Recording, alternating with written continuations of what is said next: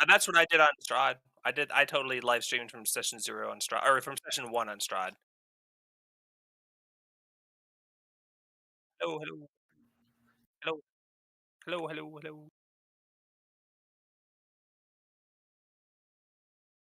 Huh? Hello. Oh, you can't hear yourself? Not yet. I haven't added it. Oh wait. Okay, now it's there. Yeah, I have. So I just made like a brand new. Hello, hello, hello. Hello. Sorry, Sam and I were on Roblox for a little bit, so I'm a little late. No problem. Nick is also a little late.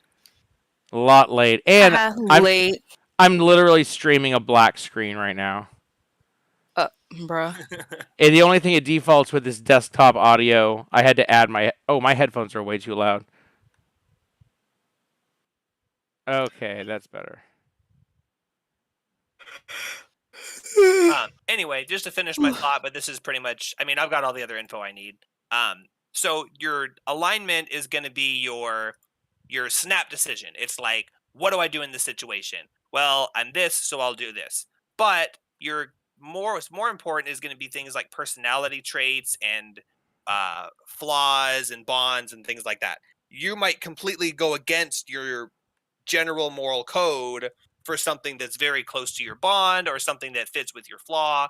So you're not bound to your alignment, but it is a good starting point and something to think about as you design aspects of your character. Why are they chaotic? Why are they not good? What made them decide to behave in a certain way in situations when a normal person might not? So those are just the things you can think about, but it's good to have that baseline. But it's not something you have to follow. It's just for yourself to know what to do. I blame my upbringing and all of the satanic music I listened to. Well, there you go. Oh, and what about your character? That too. But yeah, so we've got. I mean, that's the basic part of a character. When you're thinking about a character, you go, "What's my class? What's my race? What's my alignment?" And then you say, "What's my background? What are my bonds and flaws? Who do I care about? What do I care about? All that kind of stuff." So you've got a pretty good baseline, and we can flesh out the details, keeping Enchanter in mind. But Wizard's pretty easy. The hardest part is picking spells, and we'll work on that. See, the hardest part to me is stats.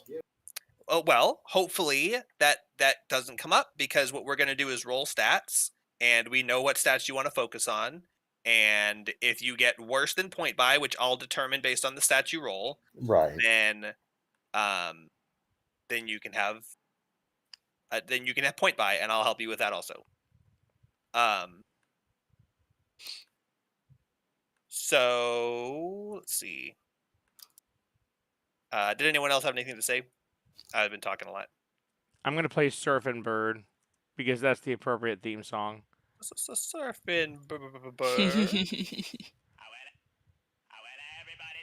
What the heck? Whoa! Is it coming from my phone?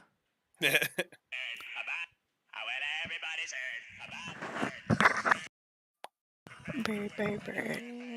Weird. Bird is the word. Oh my god. Okay. Spotify, I can play it on my computer, but it's connected to my phone. Oh yeah. Yeah. Yep. Oh, that's crazy. Now, how the fuck do I turn it off? Come in. When I was when the girls were young, Kira had opened up my laptop one day while I was driving to work, and all of a sudden the music on my radio went off, and we got into a war over Spotify because it was. She kept trying to take over on the computer, and then suddenly I would start getting her music through my car, and then I would try to turn it back on. Anyways, we figured out real quick.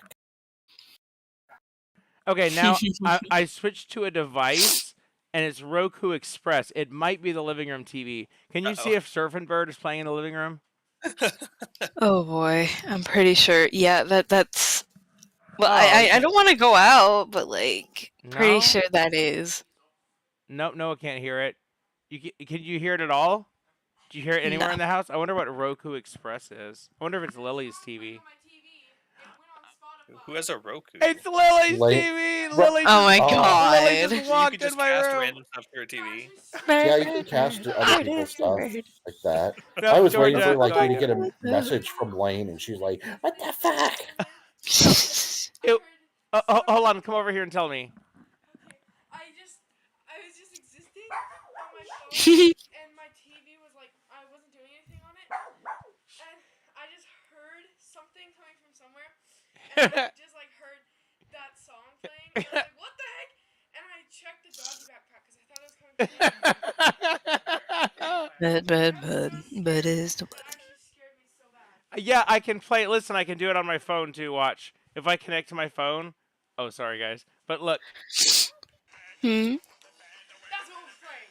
from my At computer. least it wasn't like the devil song or something. Well, all I know is that with the world of internet porn and being able to cast stuff to other devices in your house, Oh, it's a yeah. scary world we live in. Yes, it The is. dark days, truly.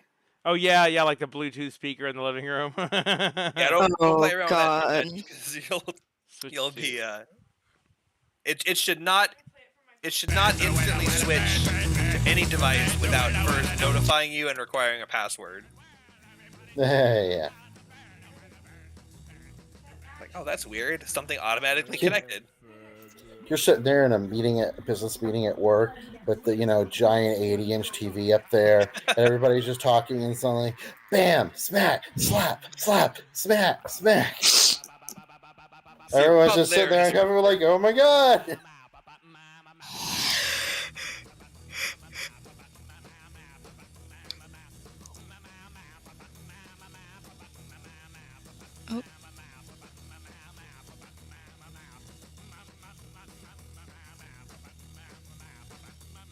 Sam recorded a video of it to show me. She's like, dude, my TV's freaking out. I was watching Netflix and suddenly it just starts doing Surfing Bird. And she didn't know that. She didn't know that you were doing that. You No. hadn't told her. That Yeah, was, no, she was at the other side of the house. She knows nothing. She's just sitting there watching TV and suddenly Surfing Bird. She's Jon Snow. So glad I played that song too. I want a bird, the birds are winning, bird. You know, if you guys did that Discord Spotify connection thing, you could listen to it with me. No, it's over. Oh I yeah. hope I don't get copyright claimed for that. I guess. Oh, I'll- yeah. This is all on the stream. I should do a cover of it. That way I can Oh play my it on my God. own stream. No one could claim it. If I do the cover and it doesn't sound like the original, then I'm allowed to play it. That's what But you it should does. do. You get auto copyright claimed. Yeah, I got auto copyright claimed when I played a classical song on piano, freaking Fur Elise, which is not under copyright, but some dickbag performed it and sold a CD, so he copyright claimed it. And I'm like, eat my shit. So I just did override, and it works. So I don't know if FBI is coming to my door.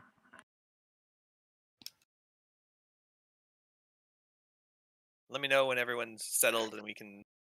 It's basically gonna be a lot of talking anyway, so I'd rather we have all the talking and settling out of the way anyway. Oh, yeah, like, if you're asking if we're ready, I'm ready to, like, start, or what are we doing, like, going through the sheets kind of thing? Yes, I have a plan in mind. Cool. I'm gonna just put my web browser on my OBS. Because I'm assuming we're gonna be doing web browser stuff. Yeah, when That we get to the character character sheets, we probably will.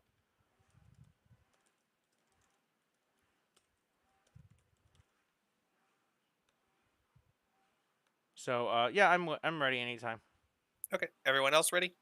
Mm-hmm. Mm-hmm. Okay, so to kind of connect this adventure to the other ones we've done, and I don't mean like the story, I just mean comparison. So the most recent games we've played my campaigns, were Curse of Strahd, which was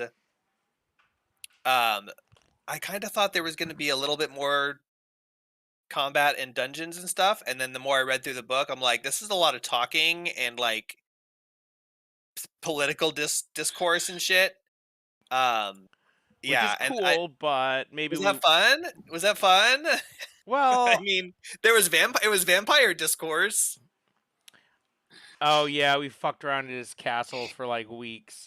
I mean, the one of the first NPCs you met had a vampire locked up in his basement, and you never ended up going down there, which is good because he probably would have killed you. And there's like, I mean, just all these little things like that where it's supposed to be like a horror existential crisis. You're trapped in a plane, you're trying to escape. That didn't really materialize just because we were all kind of being silly characters anyway, which is totally fine. But I Yeah, mean, Picky. Okay, we're doing this super evil, super serious horror simulation. I'm Biggie, and I love the dead. Ah, la, la. yeah, but like that, I mean, again, that's not a bad thing. That's Oh, no. just where it went, and so the whole dark atmospheric blah blah all that stuff is kind of lost, and it's like, okay, we want to get to combat, and it's like, no, you must first talk to the Viscounty of, okay, yeah, is he a monster? No, but he's very, very scary. Okay, well, where's the monster? We're gonna go to Strahd's castle. Okay, you go to Strahd's castle, and There are there's children three in danger. gargoyles. Nope. You're like, well, now this is too hard. I was pretty So- scared when that level 18 dude was just coming at us full speed with freaking He- wraiths coming out of he the was- wall. That was He pretty was gonna scary. kill you too. That was pretty horror. Yeah. So I kind of like and want more of to lead into that was Curse of Strahd, which by the way, you guys were totally getting to like more dungeons and stuff. The winery is a dungeon. Spoiler alert. Oh, you just man. spoiled it. I mean, SMH. Now I mean, want to play Strahd again because now I know we're right outside a dungeon. Everything's kind of a dungeon. Depends on what you guys just got out of it. No, you're technically in a dungeon still right now. Everything looks like a dungeon when you're into BDSM.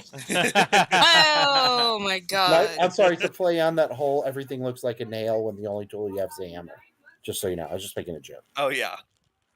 I have no That makes idea. Anyways, I'm trying to think of an alternate excuse of what BDSM stands for. Bible discussion and studying the Alone. ministry. Oh, yeah. Did you guys hear that? You heard that right, Will? Something. Mm-mm. BDSM, it stands for Bible discussion and studying the ministry. Okay, that's good.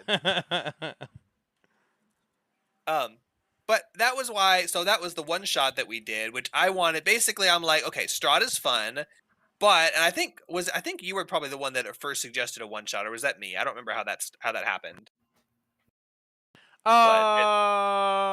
We were just talking about doing something different to be a break from the story, the slog. Yeah.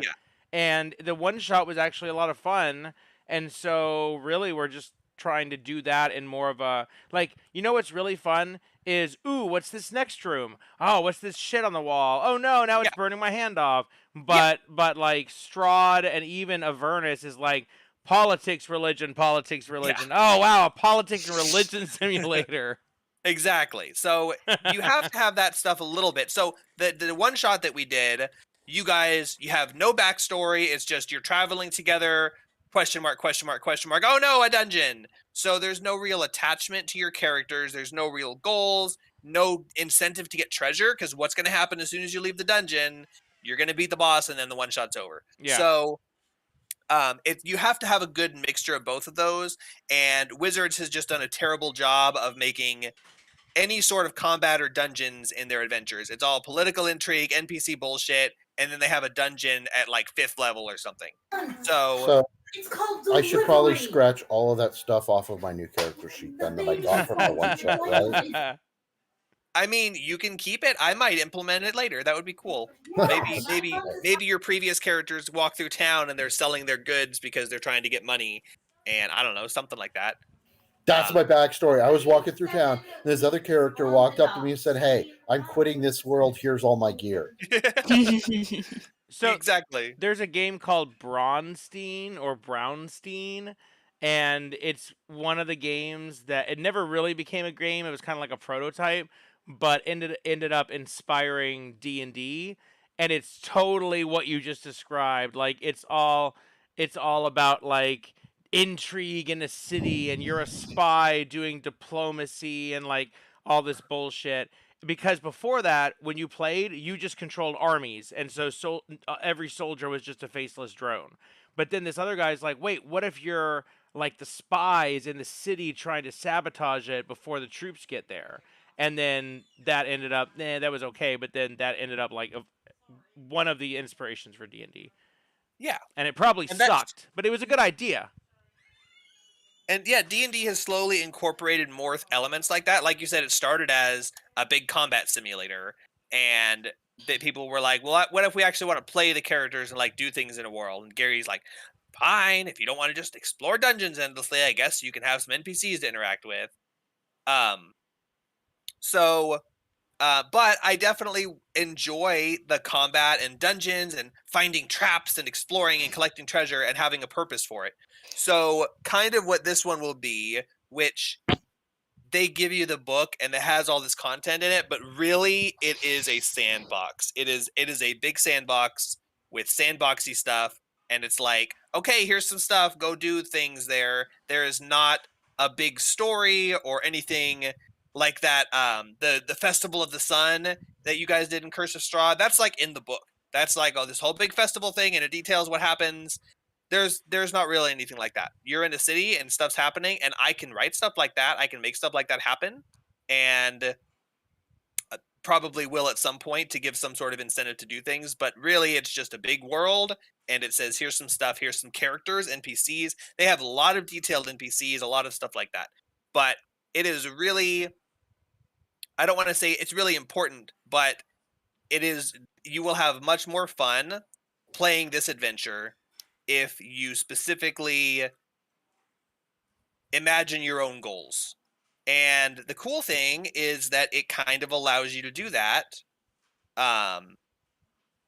by providing you this big fleshed out world. So like we were talking about with crafting, if you want to go get a bunch of gold, use that gold to go to Greyhawk and buy lumber, and we're not going to role play you bartering with the lumber merchant, but you know, if you get 10,000 gold and you want to build a stronghold in town, you can do that. Go to the mayor and ask him if there's land. And so it's kind of this open world kind of concept. Like think open world, but there's a backbone. There's dungeons, there's enemies, there's monsters, there's treasure. I feel like we should think of it kind of like EverQuest, where it's like there's a city and there's people there and there's stuff you can do, but there's not some big major story that's just happening, shaking the world. Yeah. Like you need to actually go and engage things, and whatever you engage is what you do. Whether you're just going and killing monsters and farming gold, or whether you want to open up a shop and start selling stuff. Yeah, EverQuest, not World of Warcraft. World of Warcraft, you start and they're like, here's some stuff, go save the people. And then they're like, okay, now go do this, now go do that. EverQuest is like, hi, you're in a city, talk to your guild master. Okay, now go adventure. Oh, I just want to mention that, so the moment when D&D switched to a more story-based is actually Dragonlance. So D&D was really just kind of like a plain sandbox thing, but then when What's-the-Face's Tracy Hickman and his wife Margaret Weiss, I think? No, Laura and Tracy Hickman, and then also Margaret Weiss. Yeah, they wrote Dragonlance, published 3 novels, published a campaign setting, and the idea was that it's a D&D world, but there's also an epic storyline that you can choose to get involved in. So that's the cool thing about Dragonlance, is it added the epic storyline that was not there. And just a note, Dragonlance is actually being released for 5th edition at the end of this year, so that's going to be cool. But yeah, so that's kind of a good way to put it, and however you phrased it, or whoever phrased it that way is perfect. There is an epic story, and if you want to get involved in it, you totally can. It's there for you to explore. So similar to this, the adventure's called the Temple of Elemental Evil. So you know eventually there's going to be a place called the Temple of Elemental Evil, and you can go there and explore it. And are there bad guys in there? Is it just a bunch of traps? Is there a bunch of treasure? What are you going to find there? You just know there's a place called the Temple of Elemental Evil. And your characters don't know that, but they have heard of it, which we'll get to, and I'll give you guys the backstory of what you guys all know so far. But it's a place that exists, and Wow. you can choose to go there, or you can choose to fight monsters on the outskirts of town until you get strong enough, or you can choose to set Probably up in that. town and make money. Probably that, yeah. But so that's kind of what it is. So do not expect, or and now I will definitely try to prompt as best I can, but don't expect like a whole bunch of leads and like I need to give you guys like if you're walking around and all the NPCs are like, I don't know where to go. I don't know what like they're not gonna they'll talk to you, they'll give you information. They're real Hi, people. I am Error. Yeah. Arrow? Yeah. Error. Yeah, so You know Error from Zelda Yeah. 2. Hi, oh I am Error. Hello. no, but it sounds familiar. In It's Zelda a character. 2. Yeah, go ahead. It's a character that they either forgot to translate what he said, or they translated it really bad, or they put in placeholder, and all he did, he says, "Hi, I am Error," or not even "Hi," it's just "I am Error." Yeah, and you might so- get an NPC that says something like, "It sure is hot outside," and it's like, okay, this is nothing. It's not a clue. You know, sometimes it's like you need the magic mirror to enter the dungeon, but sometimes it's just like just random stuff. But with that guy, you're like, what does this mean? Your existence is an error? Like, is that your name? Did it just translate weird? But the guy who translated it is fluent in English, so did he make a typo? Like, did the computer change the word to error or something? And yeah. now it's a So meme. but based on that though, there will be some NPCs who just don't have any information and there's not really anything you're going to get from them. But you won't know that until you've prodded them and asked them questions and given them information. Kind of like Mordenkainen. He's just there. He's just there doing his thing. And if we go up and we're like, "Hey, Mordenkainen, help us, please be our DM Fiat guy," he's like, "I don't know." But when we start talking about Pantalk and all this other stuff, he's like, "Oh, you have information that I can relate to. Let me share my information with you." So the more pointed questions you ask, and the more you interact and engage with the world, the more lively it will be. So keep that in mind.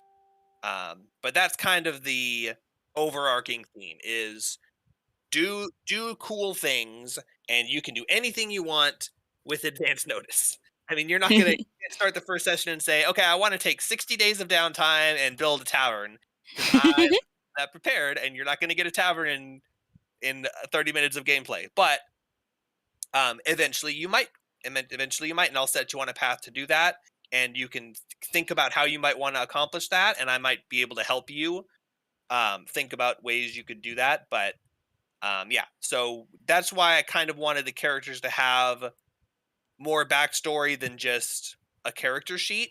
But you don't need like, "I am looking for my long lost brother and I will find him one day." Cough, cough. I'm That's a definitely different game. searching my long That's lost a brother. different game. That's unrelated. But for this game specifically, not something like that, because that's a specific character's quest that's going to be 10 sessions deep, and no one else is really going to have any drive to go on that quest. But like, I wish that I could become a great adventurer who plunders dungeons. Well, everyone can relate to that.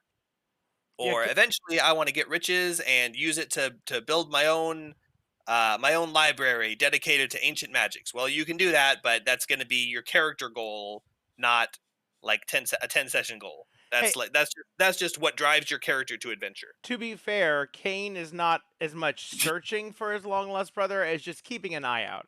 He's Yeah. here to help Shadow make a lot of money. So really, Yeah. they're both just out for money. But if his brother shows up at some point in the a perfect circumstance, then so be it. And those are great, because if the more information you give me about your character, the more things I can tie into the story. So maybe it's not you spend 10 sessions searching for your brother, but maybe there's someone tied up in a dungeon, and when you pull off the mask, it's Shadow's brother, and you're like, or Kane's brother, and you're like, "How did you get down here?" And he's like, "Yeah, it's a long story."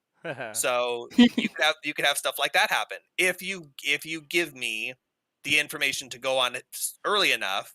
Then I can make it part of the game potentially. But that doesn't mean I'm going to. It just means that I have the fuel with which to do that if it comes up.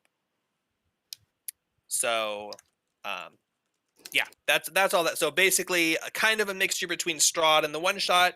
There will be times where you are just straight up dungeon crawling, hopefully as soon as possible, but also it's not going to be an endless dungeon crawl. The last dungeon you were in, you were literally trapped and had to go to the end to escape.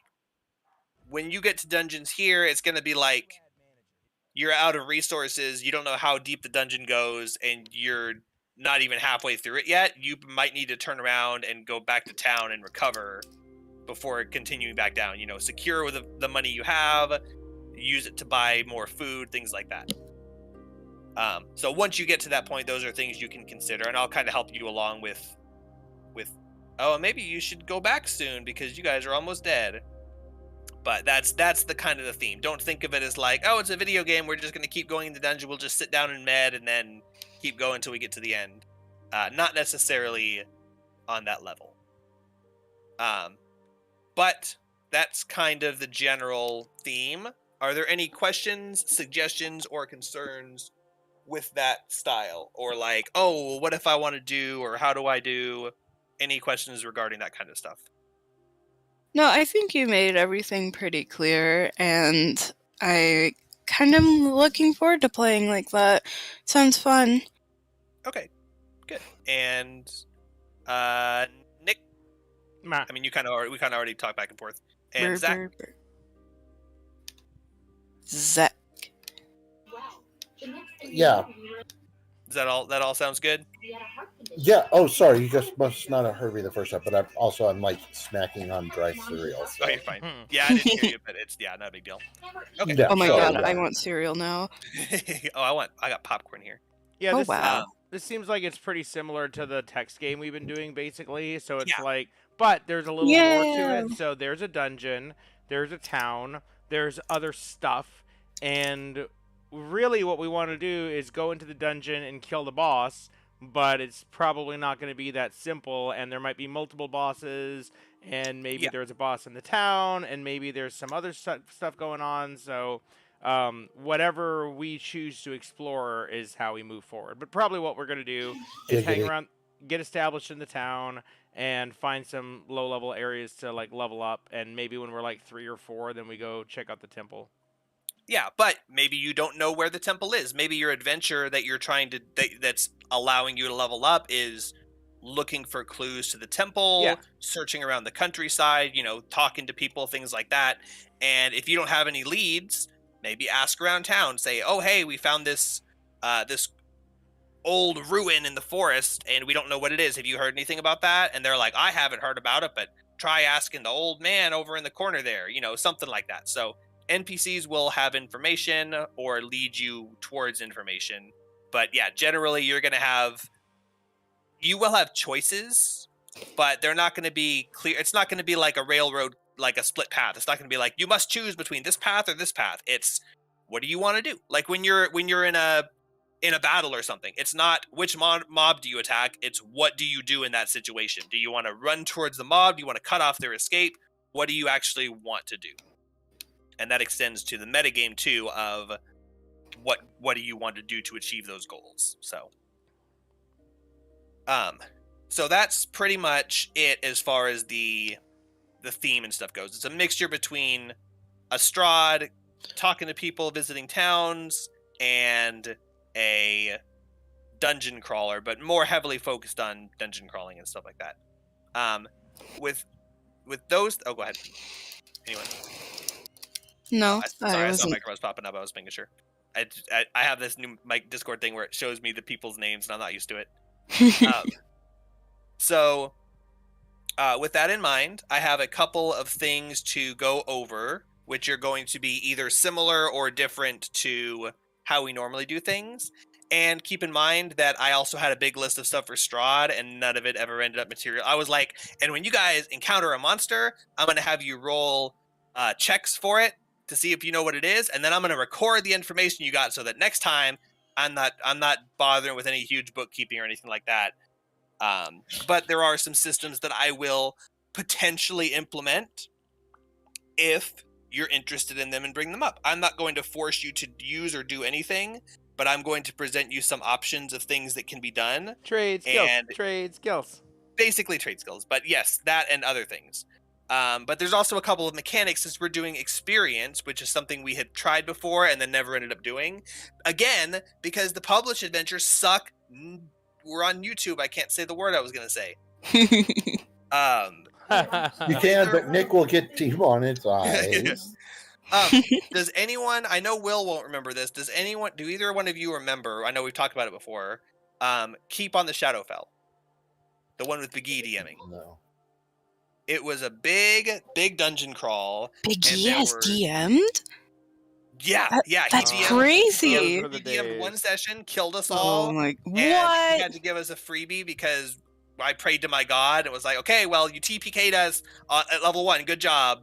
Oh Because my And he was god. trying, a like- video game. When we were winning the combat, he was like stressing out, looking to the Yeah. book, rubbing his forehead literally, like trying to figure out how he could beat us. Yeah, that's But what he he was. managed to do it with one mob at the end. One Oh last my one God. survived. He's like, yay, I win. This is a fun game. This is not Risk, You know- James. You know, we shouldn't get too upset. This is the highlight of his life. He finally did win something. The one thing where he has ultimate power, he won it. But yeah, so that had a town that you talked to people in, you got some information, and then you went to a dungeon. In that dungeon, we never went back to town though. We just, because this is 4th edition. You guys just stayed in the dungeon and you just chugged all the way down to the bottom floor and you defeated the bad guy at the end. And we completed that dungeon. That was our first ever actual completed adventure. I think only ever actual completed adventure. Oh my gosh. And that was a dungeon, and that one actually would have done fairly decent. You guys remember I lugged my CRT TV out in the living room to set up to show the battle maps. You guys remember that? Yes. Yeah. No. So that was a dungeon with monsters, and if we were running experience, it'd be like, oh, you guys defeated enough monsters last session to level up. But then after that, when 5e came out, they introduced milestones, and we were like, oh, you can just tell them they level up whenever you want, and then you can always keep them in line with the mission. And that was pretty cool, but it's not like old school. It's like, what incentive do you have to kill monsters? You just want to avoid as much battle as you can until you get to the next story quest. But I still feel like even with combat, monsters aren't enough on their own. So what I'm going to try to do is bring in treasure experience. And I've talked to Nick about this, and you guys have probably heard it too. Basically, when you collect treasure in a dungeon,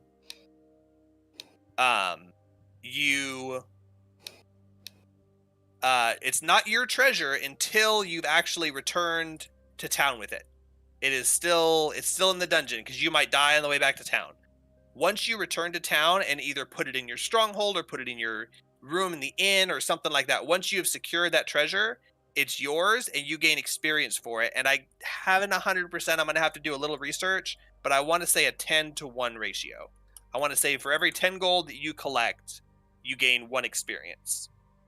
I might make it a 1-to-1. I looked up AD&D, and it's like, it's based on the CR challenge of the difficulty of the challenge. So like if you rob some weak goblins of their horde, you only get like 1 XP for every 5 gold. But if you are actually like fighting a troll and it's a challenge for you, it's a 1-to-1 ratio. So it's kind of weird how they do that. And I'd rather just do a flat standard so we can do it every time you guys get back to town instead of tracking where you got every piece of gold, because that sounds tedious. So I'll figure out some kind of ratio. I'll probably settle on like 1 for 5 or something. So if you get 150 gold, that's only 30 experience, even if on a 1 to 5. Okay, it'll probably be 1-to-1. But no, so that kind of leads into the other thing. This adventure has a bunch of treasure. So Yay. the original module was based on those rules, and this module is completely true to the original. So you'll get like thousands of gold from like treasure hoards and stuff, and it's kind of ridiculous. And the book suggests nerfing it like 90% to be in line with 5e rules. It's like, in this room, you get a gold chalice with jewels worth 15,000 gold pieces. we suggest you nerf it to 150 to be in line with the rewards in Bruh. 5e. And I'm like, Wow. what fun is that? How are you supposed to build a stronghold with 150 gold chalice? That's stupid. You have to plunder the entire temple to even build a little hut with the rules with the stove. So I think it's cool to just get tons of treasure and split it, and you'll be little misers like you guys did with Strahd when you got that giant chest of gold. Yeah. You're not. It's not going to be rich to the point of boredom of, okay, we bought all the epic level magic items we can buy, but you can do things like pay hirelings, you can buy carts and horses, you can buy Rent a guild house or something. rent a guild house, build a guild house, things like that. So that's the idea of like high treasure adventures, and I think that's cool that everyone around has high treasure. So you can buy a guild house for 30,000 gold pieces, but if you go to the shop to buy a magic item, it's going to be 10,000 gold pieces because economy. So I'll deal with the economy stuff when it comes up later, but probably will not be able Thanks, to use Trump. DMG magic item price guides. You're not going to be able to buy 50,000 swords of beheading with your treasure that you get from the level 1 dungeon. But I'm going to try to just leave everything as it is, and I might nerf some things behind the scene if it's like ridiculous. But also, that gives you some more experience. So I'll try to keep that in mind with the low experience totals. I don't want to be like, it's a 1-to-1 ratio, and then you get 15,000 gold and suddenly you're level 8. But yeah, so that's that. And also, just in general, and this isn't 5e in general, you get experience for bypassing traps or certain social encounters or completing quests. Nick got 250 bonus Well, you experience just for want to saving Fox. fuck us every chance you get, don't you? Bypass a trap. Ooh, disarm. Social encounters. Well, if you engage in good social encounters, you might get gold or might get experience, but that doesn't have to be your sole version of getting experience. I saved a fox and got 250 experience for clipping the barbed wire off its foot and helping it heal. Yeah, you spent several days tending to this fox, and you made it your goal to make sure that fox was healed. And you basically went on a whole side quest to do it, and by the end you saved it. And I was like, well, that's some XP there. You took time out to do that. That would have been time spent grinding goblins in the field. So that's a way to get experience. What? Grinding goblins in the field. Oh my god. Grinding Goblins. That's a great band name, too. That's a good name. I'm sure it's taken.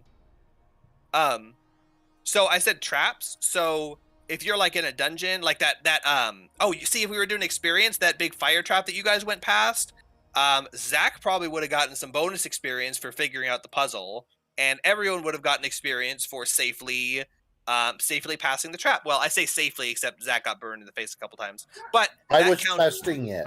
Exactly. I That had my counts. suspicions. You passed where the trap was blocking you from, and you succeeded with all of you alive. That is bypassing a trap, and that grants you experience, just the same as getting shot in the face by goblins and then killing them. So that's what bypassing a trap is. However, to incentivize, Will, did you decide? Are you still playing the Kobold Rogue? You're gonna be a rogue, Yes. right? Yep. Okay. I have so, everything ready except for stats like Yeah, you know. and that's what we're gonna do tonight. Hopefully, we'll get to that towards the end. So I want to incentivize disarming traps rather than just bumbling straight through them, and I also want to incentivize playing your character the way that like the archetype is meant to be played. So for rogues, really for anyone, but I mean, no one else can really disarm traps. If a rogue disarms a trap, they get experience, and the rest of the party gets experience if they helped in some way. But that is like a way for a rogue to get bonus experience is by disarming a trap. So say you're in a dungeon Cool. and you're walking forward and you say, I'm searching for traps, and I say make an investigation check, and I say you find a tripwire in the floor, and Zach rolled a 2 perception, and he walks forward and trips the tripwire, and he takes some damage, and no one else does, but he tripped the tripwire. Well, you can then go disarm that trap, and both of you would get experience because Zach bypassed it already just by plowing straight through it. He wasn't afraid. He walked straight through it. He bypassed it, and now he's on the other side. But you went and disarmed it so the rest of your party could pass safely. So Zach would get like 50 experience, you would get 100 experience, but no one else would get anything. So it's not stealing experience from your party. It would be you just get extra and as an incentive to do your job. Like, yes, your party's safe, but also you just played a rogue how rogues are meant to be played, and so you get a little bonus. Technically, all the classes will and should have something like that, but rogues are just the easiest because it's like disarming traps. I was reading the 1E manual. Clerics have little bonus XP things. One of them is casting a spell that furthers your like whatever, I don't remember the word, I'll have to look it up, but furthers your deity, furthers your religion. So like protecting the forest, if you're a protector of the forest and you cast a spell to stop orcs who are burning the forest, you would get a little bonus experience for protecting the forest because your god is a god of nature or something. So there's little cool things like that, but I'm gonna start small and just say rogues get everyone gets XP for bypassing a trap if they were part of it. Rogues get more for actually disarming it. Rogues and bards can disarm. Anyone with thieves tools really gets that bonus. So if everyone wants to take thieves tools and go around fighting for who gets to disarm the trap, you're more than welcome to. I'd also say that goes for arcane users who disarm magical traps. So it's kind of a general rule, but it's mostly the thought process is thieves. And let's see. Oh, so for treasure, this is kind of the complex part of it, and this isn't something you guys have to really worry about right now, but I just want you to be aware of how it's going to work. So you're in a dungeon. Let's say you come back with 500 gold and 100 gold worth of gems and an art piece worth 200 gold. Any items which have a gold value can't be split because you have to give them to one person. So if Nick says, well, I want the ivory hairbrush, he gets the ivory hairbrush and the experience associated with that. Gold can be split on a 1-to-1 ratio. Once you've decided, this is at the moment you guys get back to your place, once you've decided how the treasure will be split, the experience is granted and split at that moment. If you decide not to split anything, or you decide to put treasure into a group pile, like this is the group treasure, that experience is divided evenly. So one person, you could totally boost one person up as far as you can. Like just give Nick all the treasures so we can get to 5th level spells. If you guys want to do that shit, I'm totally down for that. No, we should split it all fairly, but I will hold the big collection box for all of the group treasure. Just call me Judas.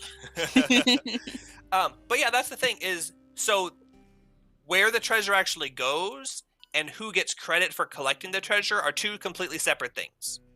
Just because you gave Nick the treasure to get the experience, he can give it to someone else afterwards. That who cares? Doesn't matter. It's not the treasure itself, it's who gets the credit for collecting the treasure.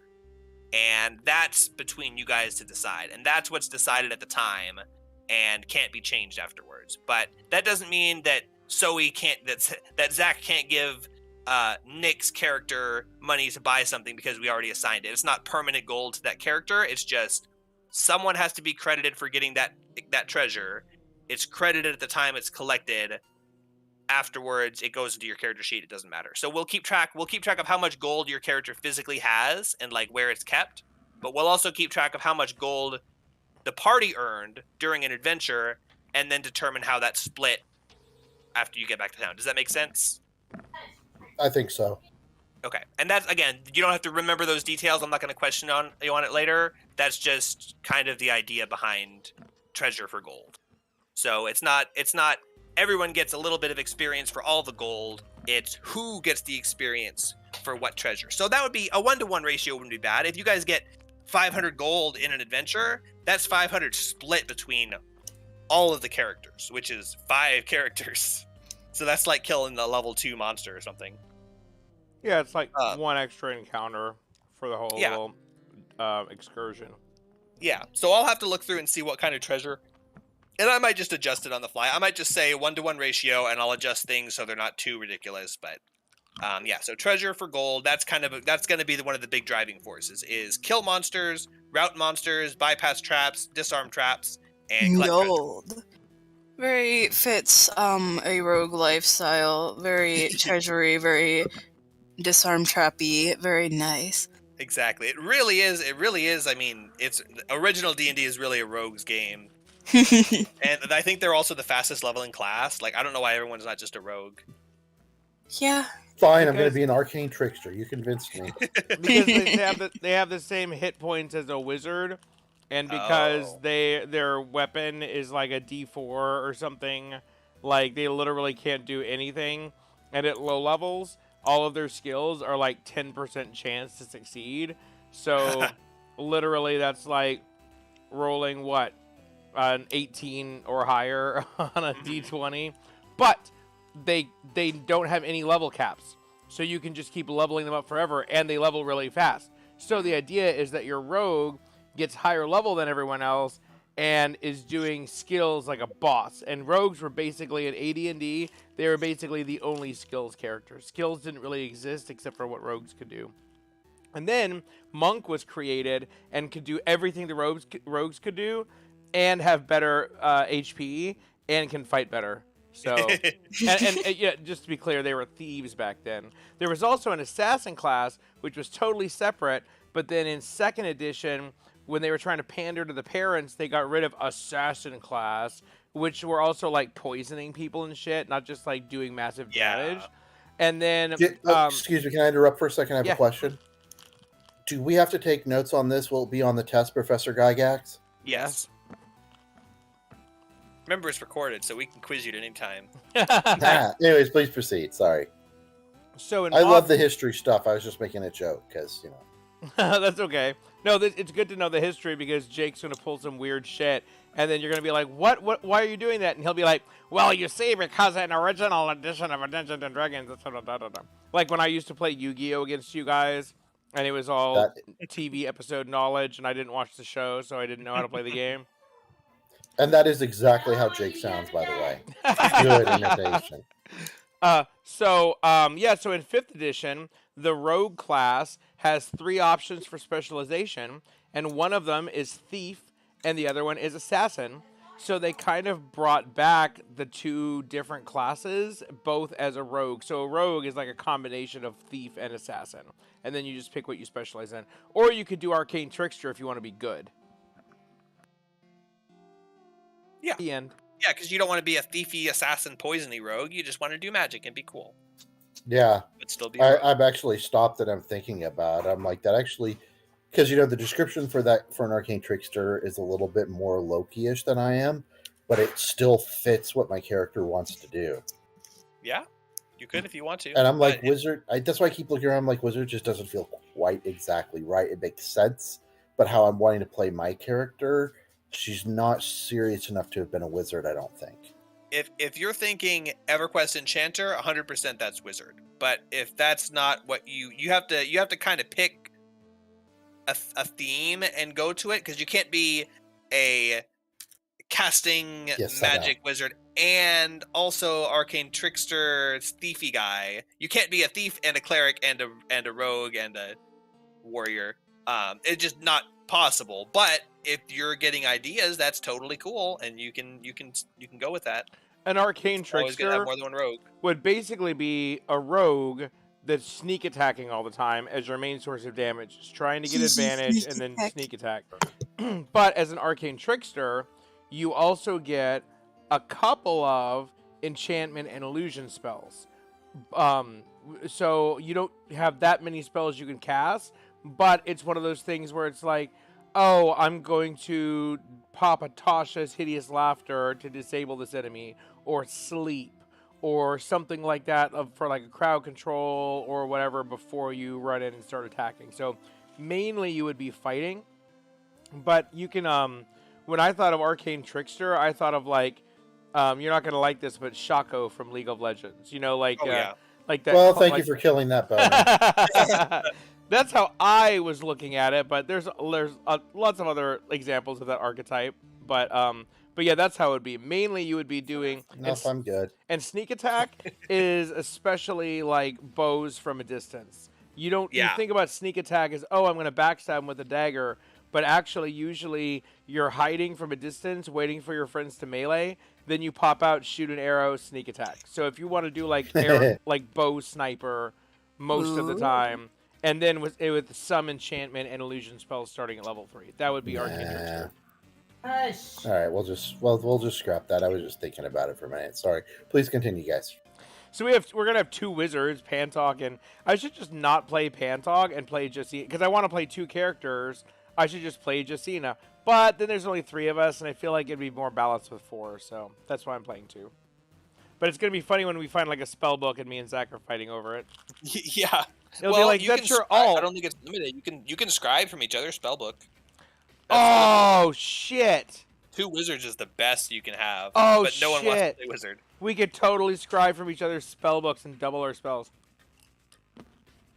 Yeah. And you can make your own custom spells and then scribe. He could technically, there's nothing restricting him from learning your stupid elemental summoning spell. You could have 2 little stupid elementals wandering around. Doopy-doo. Yeah, let's 5-box mage. God, oh no! Oh god! we're, Oh no! we're all wizards with a specialty pet class, and we all sit back and just /pet attack. Oh my god! That's exactly what would happen. I'm that would be playing the fun, game.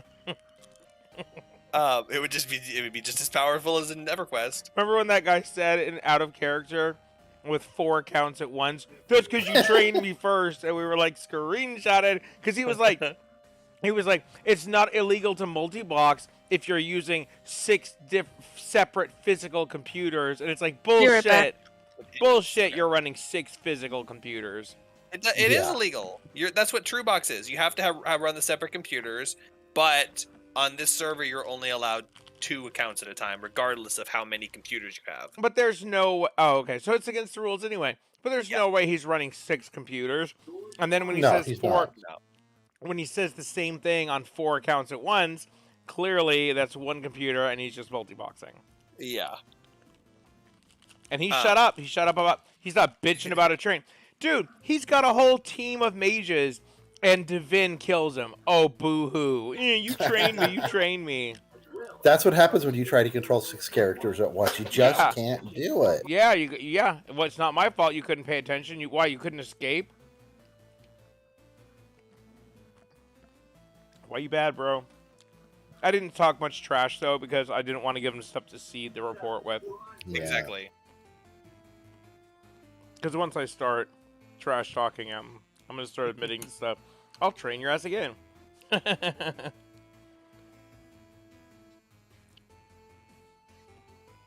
Oh, so also just one more thing on the treasure before we get off that topic. Magic items, I'm not going to consider gold value for treasure. Because otherwise it's like, oh, you guys found a magical artifact. It's like, oh, sweet, that's worth 50,000 gold. I'm gonna get a 50,000 experience. So it's specifically money loot, cash loot, treasure, jewelry, art, gold, bullion, things like that. Like things that you will take back and sell for money.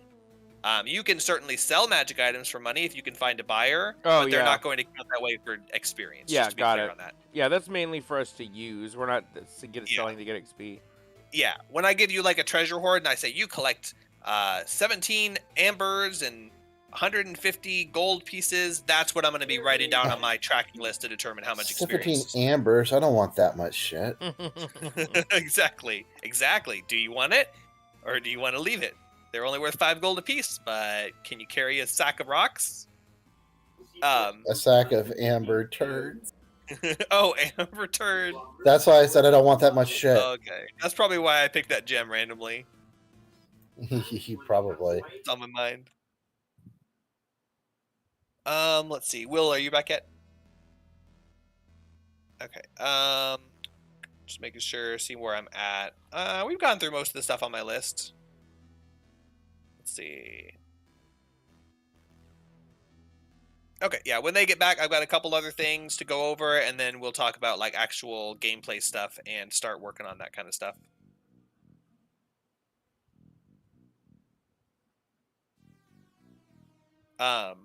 Did you ever pull up and look at the custom character sheet thing, Zach? Yeah, I did, but it's remarkably laggy on my computer browser. Probably. Oh, really? The new character sheet. Yeah, it's really laggy for me for some reason. Yeah. I'm gonna use it. I closed down. I don't have 800 browser tabs. I was gonna open. say 800. I was literally gonna say 800 browser tabs. I literally only have like 3 or 4. 100.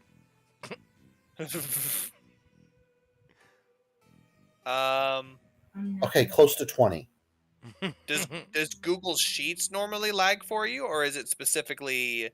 That one specifically is laggy, and I It don't does know have a why. lot of stuff.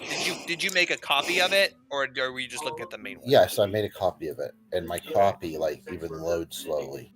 Okay. Well, yeah, it takes a second to load, but once it's loaded, it kind of. I mean, it's mostly just reading. So when you start editing the stuff, that would be Yeah, when it'll it would probably lag. be fine. It was a little laggy at first. I have a copy of it. I did not try to edit the original.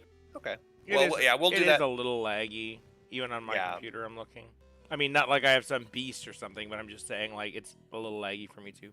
Okay, there. Do you have 100 tabs open? I'm closing a few tabs that I don't need anymore. I've got 800 tabs open. No, not right now. Actually, I usually have a bunch of requests. But Will, you're back, right? Yes, I'm back. Okay. So the next thing is, so downtime. So I mentioned downtime a couple times. We kind of talked about it. I'm going to glaze over it mostly because it's kind of self-explanatory, but I do want to make sure it's clear. So at any time, as long as you are in town or not in a dungeon or not in the wilderness, you can spend downtime. Of course, when one character spends downtime, the other characters are also not doing anything at that point. Usually you do it together. It's like, okay, let's take a break from adventuring. Let's go take a week off. And you can accomplish things in that time. That could be crafting an item, which takes days. It's not EverQuest where you just click one button and it crafts all the items. It takes days to craft things, but you might save money on it, and you might craft a really powerful item that you couldn't get otherwise. Or you could learn a new skill. The player's handbook or the Dungeon Master's Guide has a thing where you can like train tool skills in a certain amount of downtime.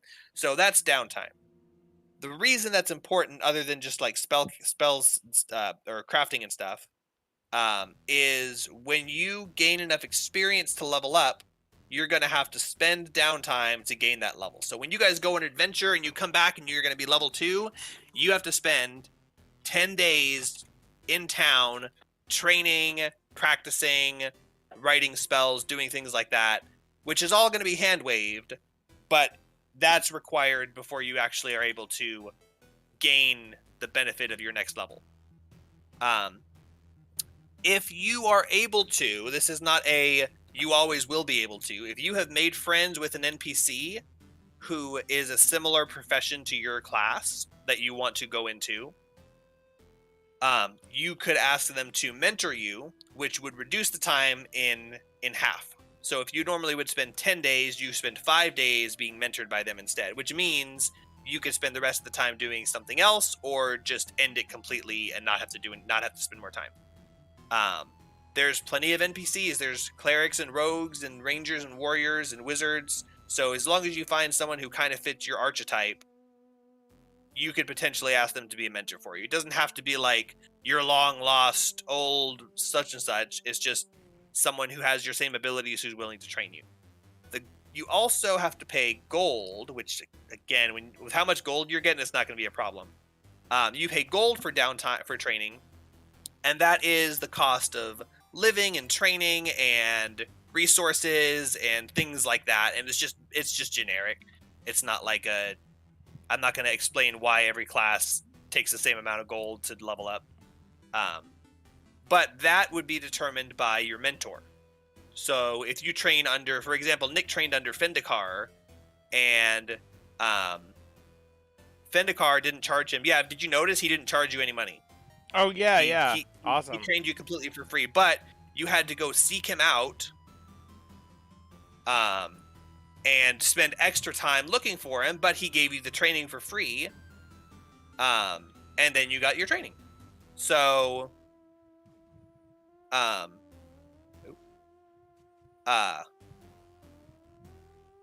hold on.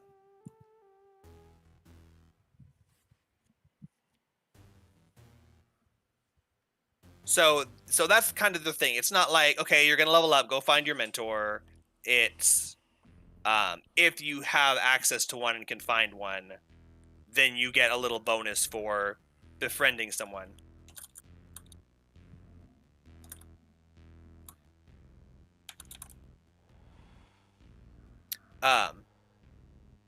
So yeah, don't feel like, oh, I have to go find a mentor. But if you can, if you meet someone in town and you're like, oh, this person could be a mentor for me, they totally could, and you might want to ask them. Let's see what else.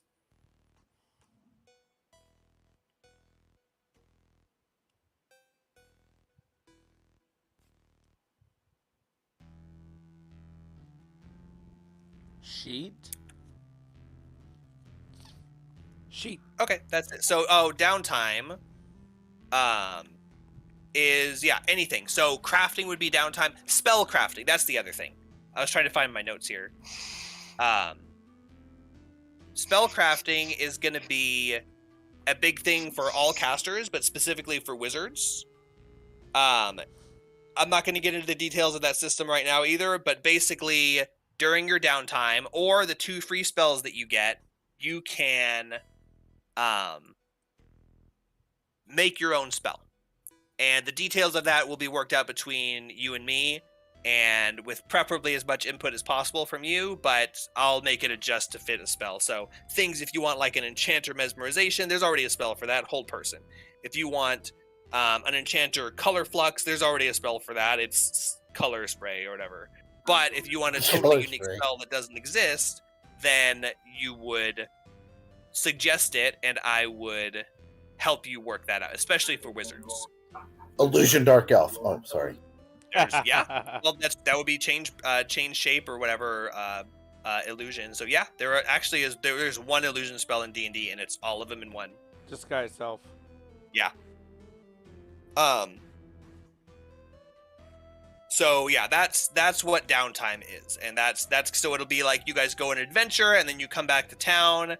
You could go straight back to the dungeon, or you could spend time selling the items you've collected or buying new items. Sewing pockets into the dresses of the local women. I don't know what that means. With their consent. Women's clothes like don't have pockets. Like even 80% of the pockets you see on women's clothes are false pockets. So that's another thing my character wants to do. She wants to like sew pockets into dresses for people. That's a much more minor sort of thing she wants to do. That's totally. Jake is so fucking confused. He's like, oh my god. Yeah, you might be able to make money.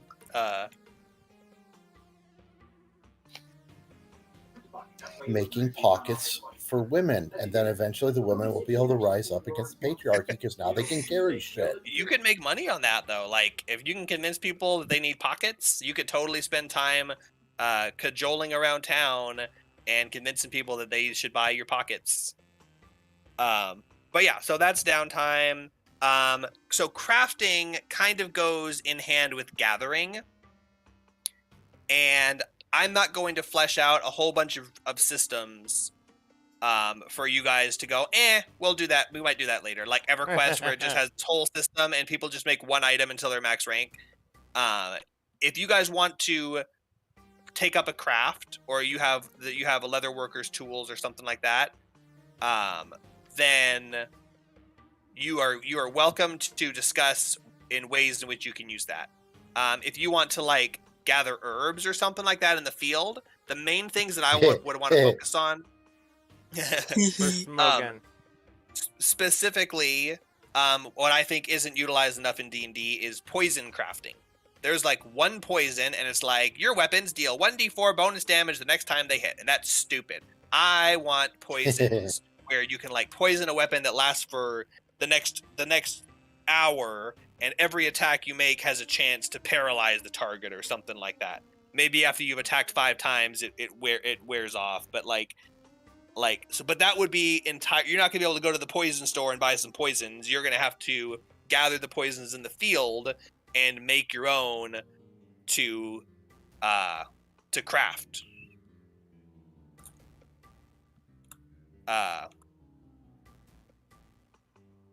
So keep that in mind. If you're in like, a dark dungeon, I'm not going to say, oh, you find some poison mushrooms. But if you're looking around for them, I might have you make a roll, and I might say, you find some mushrooms. You can investigate them later to see what kind of poison they can make. Something like that. Yeah, it was like, are these investigate to see if they're edible? You roll a 15. You think they're edible. Fuck. But yeah, so that's more of a rogue thing, and you do have to have like proficiency in that kind of tool to do that kind of stuff. But that's the biggest. That and spells are kind of they're the opposite. It's like spells are for casters, poisons are for rogues. That's what lets rogues do more than just 3d6 sneak attack damage every turn. They can actually have utility like casters can. But also, if you're gathering herbs and things like that, you could also potentially make magical potions or healing potions or antidotes or things like that. So Justina's going to be an alchemist. I mean, yeah, alchemist. That's so cool. Yeah, so I mean, it's not gonna be like World of Warcraft where I say, okay, there's a bush of peace bloom, would you like to gather it? You're gonna have to be searching for those things and asking questions. And if I describe the wall, I say the walls are covered in a gray moss, blah blah blah blah blah, and you say, oh, is the moss what kind of moss is it? Then I'll have you make checks, and maybe it's something you can gather. But it's gonna be based on descriptions and the kind of locales where that stuff would be. So it's going to be, again, up to you guys to ask me questions and engage. But I'm not going to say, if you say, are there any poison mushrooms in this forest? I'm not going to go look at the book and go, nope, there's no poison mushrooms because it doesn't say so in the book. If you want to look for them, there might be. But maybe it's a sacred grove where no poison mushrooms grow. And so it's not going to be everywhere, but definitely ask and things like that. So the more you ask, the more you engage, the more you get. Every new location, I'm going to ask if there's any nodes blinking. Absolutely, but you gotta have to be specific. So similar with like leather crafting and skinning. If you guys fight a wolf that attacks you, if you're squicked out and you don't want to skin it, that's fine, but it could probably give you some leather that you could turn into armor, maybe, if you have leather working tools. So that's the idea of crafting, is I'm not going to make a system and give you guys a system and go, okay, here's a bunch of crafting stuff, but I have thought up a lot of stuff and I've written a lot of stuff. So if you have questions on how would I go about doing this, I definitely have some information. I'm not going to leave that up to you, but you have to come to me with an interest after the first couple of sessions and be like, hey, I was thinking I would like to try and gather this kind of item or craft this kind of item, but again, in your domain. And I did spells already. Just to keep in mind with like what poisons are, there's actually multiple kinds of poisons. There are injury poisons, which are the ones you put on a weapon and then stab people with, or darts or arrows. There are ingested and contact poisons. Ingested would be like you poison someone's food, and contact would be like you poison someone's door handle or something. And then there's inhaled poisons, which are like powders that you throw at someone, or a gas that you set off like a smoke bomb or something. So you could totally like tear gas a room of creatures, if you're able to craft that kind of item. Zyklon B? Yeah. If you find the right equipment for it, then you could totally Zyklon a bunch of goblins. Did you say ya? Yes. Or mustard gas. And I mean, I'm not going to just allow straight up real world. You're not going to be like, okay, I would like to make bleach by doing this, and then I make ammonia by doing this, and then I combine them, and now I have mustard gas. But maybe those things are a material in making some sort of a poison gas product, and you combine them, actually- and now you have base. Bleach and ammonia is actually not mustard gas. It's some other horrible chemical, but you can make Yeah. mustard gas through normal chemicals. Yeah, you can make a lot of horrible things through normal chemicals. So yeah, that's as far as that goes. Same as spells. With spells, you guys are gonna go, hey, I want this spell that doesn't exist. I want it to do this and this and this and be about this level, and we'll work that out. And same with poisons. Hey, I want to craft a poison that does this, and I want it to be a thing I can coat on my arrows, and I want to make that. How would I do that? And I'll say, well, you should probably find some funguses for that. A fungus seems like the type of material that would be, and there could be I've got 3 conceptions of like materials to gather. 4. Herbal, which would be like a root, a leaf, a stem, a flower. Fungus, which would be molds, mosses. I know moss is not really either one of those things. Fungus, mushrooms, and then there's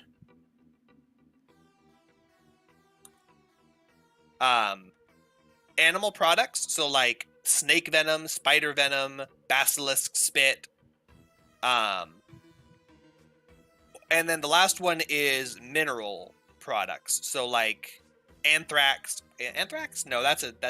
Ooh, yes. Ooh. Anthrax Now is a bacteria. Now I want to do bacterial and viral poisons too. Nah, that's going a little bit too far. No.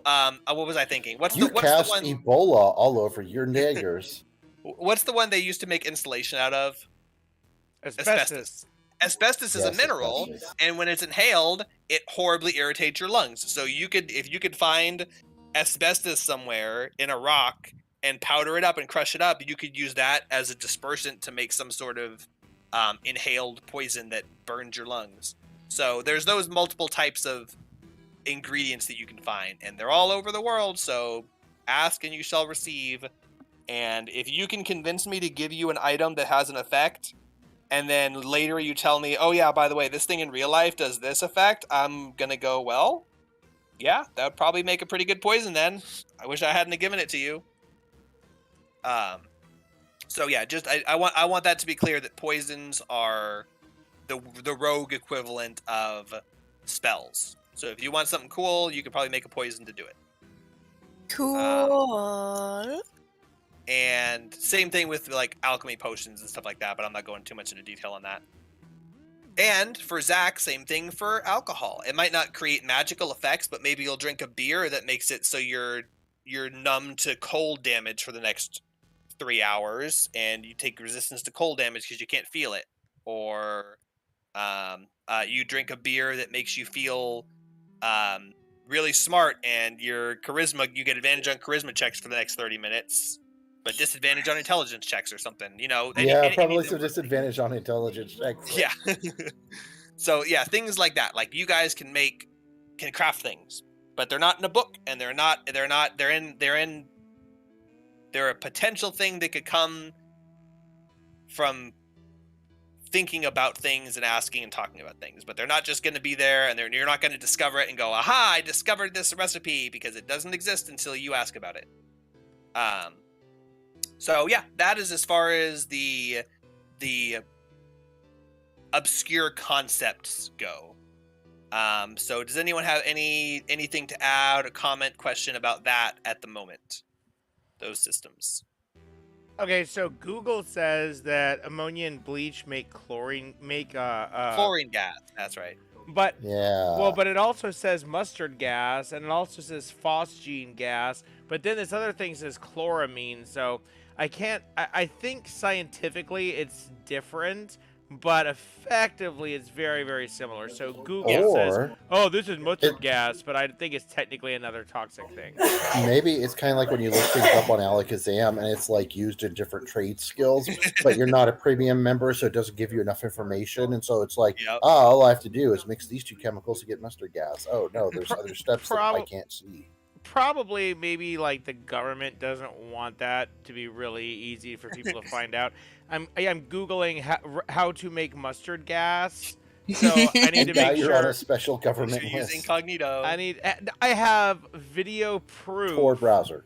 Oh no, I will not have that on my computer. You could use a Tor browser just to surf the internet, you know. Yes, I could. It just goes through proxies by itself, so you don't have to worry about the government What was list. that you said about having everything on video? This video proves that this is for totally innocent video game reasons. You know, when D&D was new, the FBI actually investigated it because they thought that people were playing war games to practice for real war to overthrow the government. And so a couple of FBI agents posing as husband and wife infiltrated the game. And Gary Gygax is like, "Oh, cool. A woman wants to play, like a normal looking like woman," and never thought it was suspicious that one of the guy's wives wanted to play. Like no one else's wives wanted to play the game, but this one guy's wife's like, "Oh wow, I like this game," and just sitting there acting like they cared, you know. And then later on, they actually told him, they're like, "Oh yeah, by the way, we were the FBI, but we ended our investigation. We saw you're not doing anything wrong. But hey, can we keep playing the game? Because it's actually a lot of fun." They were like doing their report, and they're like, guys, I'm pretty sure that this is safe, but I'm going to have to do more research. I'm going to have to stay infiltrated. I'm pretty sure we're safe, but oh no, what if I'm wrong? Getting paid to play D&D. Yeah, so anyway, that's those kinds of systems. So again, kind of goes back to the whole, if you want to do it, ask about it and you could probably do it, but not things that are going to be like epic quests like I want to go on an adventure to go discover the meaning of life, because that's probably not going to happen in the scope of the adventure. But if you want to go build a bar and make your own beers that make people loopy, then you can do both of those things probably eventually if you collect enough gold from adventuring. So there's that incentive to adventure. So that's all those kinds of systems. As far as exploration of the world and mapping and dungeon crawling goes, there's a world map that exists. There's also a more localized map that exists that shows you kind of the local cities and the locales around there and stuff. But a lot of it's going to be, if you're going through the wilderness, you're not just going to be able to stumble across things that exist out there. Maybe you are, maybe you do. That might be a random encounter. You encounter something random. But in general, you need to have like some kind of a lead. You need to have someone who tells you where to find a thing. But I'm not gonna like make you guys keep a world map. Like keep track of a world map. Like there's gonna be a world map, and I'll place stuff on it as you guys discover it, so you know where about it is. But for dungeon mapping, when we are in a dungeon, I'm gonna have a map that is a room that you're in. When you leave that room, you'll have another map, which is the next room you are in. And if you're between rooms, you'd probably have the two rooms connected at the same time. But for the most part, you're only going to have access to the rooms that you're in. So if one of you wants to track on paint or piece of paper or however you want to do it, you can even screenshot the rooms as you are in them and piece them together in Photoshop in some horrible... I'm going to do a combination of all those things. You should do all of those things. Because I will not be telling you how rooms connect unless you are physically in the dungeon and you're walking through those doors. And the biggest reason for that is going to be, if you leave a dungeon and come back, they might be reset traps, they might be repopulated, there might be new wandering monsters. So it's not just trivial to just walk back through the dungeon to the last place you were. You're basically going to be re-exploring the dungeon, and there might be different things there now. The room will be the same, the contents will be the same, but the enemies and things you need to overcome might be reset. A room that originally had nothing in it might suddenly have something in it, and a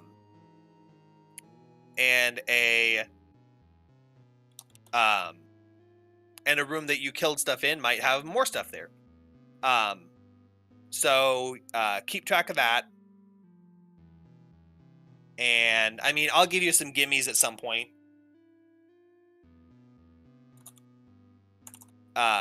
But for the most part, that's kind of going to be what it is. I'll probably allow you to do like an intelligence check to remember something. But yeah, for the most part, you're expected to remember that. In addition to remembering that, your character sheets are what you have. And I was kind of keeping track of stuff just to keep it easy and consistent for the one shot. I'm not going to be doing that for this one. Keep track of your treasure. Keep track of your... and coal tar. That's how you make real mustard gas. Benzene and coal tar. Okay. Oh. Yeah, that sounds a little more complicated, but yeah, you can make that recipe if you want. And you If can make spend time looking it up. in modern times they use thiophene, which is made from butane and sulfur. I'm gonna go ahead and close this now. It's too late. It's This been video- logged. Yeah, proves- yeah. Wow, there's lots of chemicals that you can mix together. Oh, what's that one? Brake fluid. It's something in brake fluid, and it like just freaking ignites and makes a big fireball. It's really cool. I learned it on Trailer Park Boys, and it's real You too. know, I if looked you it up. if you mix 1 part gasoline, 1 part motor oil, and a half part styrofoam slowly dissolved into a double boiler over an open flame, you can make a shit. Is that one plastic explosives or is that napalm? I'm googling fireball from brake fluid, and it's because the brake fluid is basically like pure hydrocarbon. Damn it, I can't remember. Anyway, when Yes, I find it, hydrocarbon. I'll look you up. I'll let you know when I find it. See, this is all telling me, wow, they really make it difficult to look up how to make explosives. Oh, proethylene glycol. No. Mm. Calcium. It's something else. There's some. Yeah, just. Oh, I should stop doing this. Sorry. Yeah. Continue about the game. You're gonna end up losing your entire YouTube channel. Oh, yeah, you're right. I shouldn't actually. You're literally streaming this whole thing. Yeah, talk about. But okay. Anyway, continue. Anyway, What's so your of course, just like you did a little bit, you've done in Avernus. It's like if someone forgets, oh crap, I did loot that treasure. I know exactly what room it was, and I totally picked it up. I'll be lenient a little bit, but I'm not gonna go back and dig through my books to try and remember what loot you guys got or anything like that. So keep track of your spell slots, keep track of your HP and hit dice. All those things are expected as part of the maintenance of your character sheet. And you're gonna have full access to your own sheets. I'm not controlling your sheets. I'm just gonna have links to them in case I need to reference something or double check something. Make sure you're not doubling your spell slots or something. But I'm not gonna go in and make any adjustments unless I see something glaringly obvious that I just need to fix really quick. But I'm not gonna go combing through them and making sweeping adjustments and fixes and adding treasure to everyone. When I say you get four topaz, write them down. I will expect you to go to your character sheet and type 4 topaz in a spot that you know is for collecting treasure. So that's that goes hand in hand with the exploration and mapping. So it's all about the bookkeeping.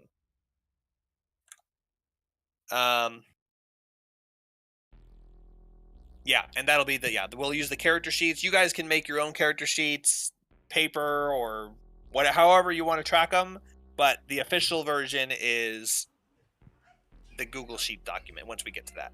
So if I need to go reference something and I'm like, oh, it looks like you don't have that magic item. You're like, but I wrote it on my sheet. I'm like, well, you didn't write it on my sheet. So that's what's going to be the official one. So keep track it however you want, but make it a point to go in and update your actual sheet afterwards. It's too bad this. Oh, there's an inventory tab. Yeah, this sheet has everything. Like the main tab is your character sheet, but there's a tab for inventory. So anytime you get an item, you just go type it in. Yep, type it in. You don't have to do the weight or anything, but you can like make a note of what you think the value is or anything like that. And obviously, I'll have to keep track of that stuff myself, like the value if you don't know it. But yeah, I'll tell you what to write down. If you don't if you find an axe of beheading and I tell you write down brown axe, I'll have to remember what that brown axe is, but you have to remember that you have it in your inventory. And then the final thing before we get started with our characters is, so I've mentioned this before and we were kind of talking about it a little bit. My other game, they use Tabletop Simulator. We tried that one time and it was a pain in the ass on my end. I thought it'd be really cool and smooth, and it was a pain in the ass because I got tiles, like dungeon tiles. I was like, oh, just like in real life, you get some dungeon tiles, you connect them together, and it was just a huge pain to build anything because each tile was only 5 feet, and I had to like size them, and the physics engine's really wonky. So what you do, you get an image of a map, like a battle map, and you attach it to a card in Tabletop Simulator, and you scale it to the size, and you just lay that down on the map, and then you've got a map on the board, just like in real life. You got a big flat drawn map. You don't have to print anything. You don't have to go to the printing store and have it laminated. You just place it in the world. And the other thing that was hard is finding good packs of minis. Like anytime I found minis, it was like, oh, there's 10 PC characters, and I'm like, that is garbage. But this one that he has is like, there's like hundreds of choices for players, hundreds of monsters. It's just this huge library of different minis. And the final thing which made me realize is we've always had trouble rolling dice. We either are doing physical dice and someone has to roll them and then just say the result. In Tabletop Simulator, I tell everyone to roll a dice. I can watch your dice roll and I can see the result. So if we do end up using it, hopefully we do, I'd like to, the dice thing is handled too. We'll be rolling physical dice. They're just going to be digital physical dice. Wait a minute. What? How are they digital physical dice? So have you seen Tabletop Simulator? I'm just kidding. I know what you mean. Okay. Well, I mean, they're not physical. They are physics-based objects that are rolled physically in the game. Oh, shit. And then they land on a number. Okay, I guess they are physical objects because there's a physics engine behind them. So yeah, they are physical. Just they're not tangible objects, but they are physics-based objects. They're non-fungible. NFTs. Are they fungible? They are fungible. Ooh. They can be funged. So you can't it's not just a random number generator that shows you a dice spinning like the Google app where it's like, oh, that was bullshit. You're watching the dice roll and you see the number that it landed on. So if you have a problem with the roll, take it up with physics. Yeah. Well, It's actually really cool. So you can hurl it across the table if you really want to, but there's also a button you just hit and it knocks it up in the air straight up, makes it spin, gives it some spin. And I just hit that button. It's R. You hit it 3 times, and it goes in the air and spins like crazy, and then lands perfectly flat on a number after bouncing a little bit. And yeah, it's just I'll say, okay, everyone roll a d20. Everyone mouses over their 20 and hits R. There's no which dice do I roll. There's no which button do I click. You just touch your dice and hit the R. So I'd really like to use that. I mentioned this in the chat. Don't know how many people saw it. When I bought Tabletop Simulator for myself, I bought a 4-pack, and I have 2 extra copies to gift. So they've just been sitting in my Steam account this whole time. So if none of you 3 have it, which I'm sure none of you do, I can gift 2 free copies that I've already owned and buy another one. It's like $10. Me. So that we all have one. But probably the first game, I'll just stream it. I'm not doing that tonight. I haven't got that set up. Probably the first game, I'll just stream it so we can make sure it's acceptable. And I'll let you guys roll out of game dice. But that way we can see kind of how the setup is and all that stuff. I can also use it for bigger maps. I can use it for the map of the town. I drop the map of the town in and say, here's the town. Move your tokens around the town however you want, even though it's a smaller scale. You can draw. There's all sorts of things you can do. So that's what I would like to use as our modus operandi. Is Tabletop Simulator. We're gonna try that again. Now that I know how it's supposed to work, and I have an environment all set up. I tested it today. I talked to my other the other DM who knows how it works, and it looks really cool. So that's what I would like to try and use. But yeah, character sheets are not going to be in the stupid app. They're going to be just separate, just a little Google sheet, and you can reference your Google sheet with the dice that you roll on the table, just like in real life at a table. And that is So I can spawn like dozens more dice than necessary. you can have a goblin dice pile all you want, just as long as it doesn't overflow onto the table. You can duplicate dice. You can spawn as many. You can change their colors. You can have metallic dice. I haven't figured out how to make different colored metallic dice work very well, but yeah. You can change the color of your tokens also. So there's like minis, and you can like recolor them. So everyone can have their own mini and color it however you want, and that's your mini for the whole game. So that's pretty much that's it. That's all the stuff I've been working on and conceptualizing. Oh crap! I wanted to talk about. Let me look that up. I had some other stuff that the hero points and all that stuff. You remember when we were talking about that? Hero points. I do, but I don't remember what it is. Hold on. I just remember I want it.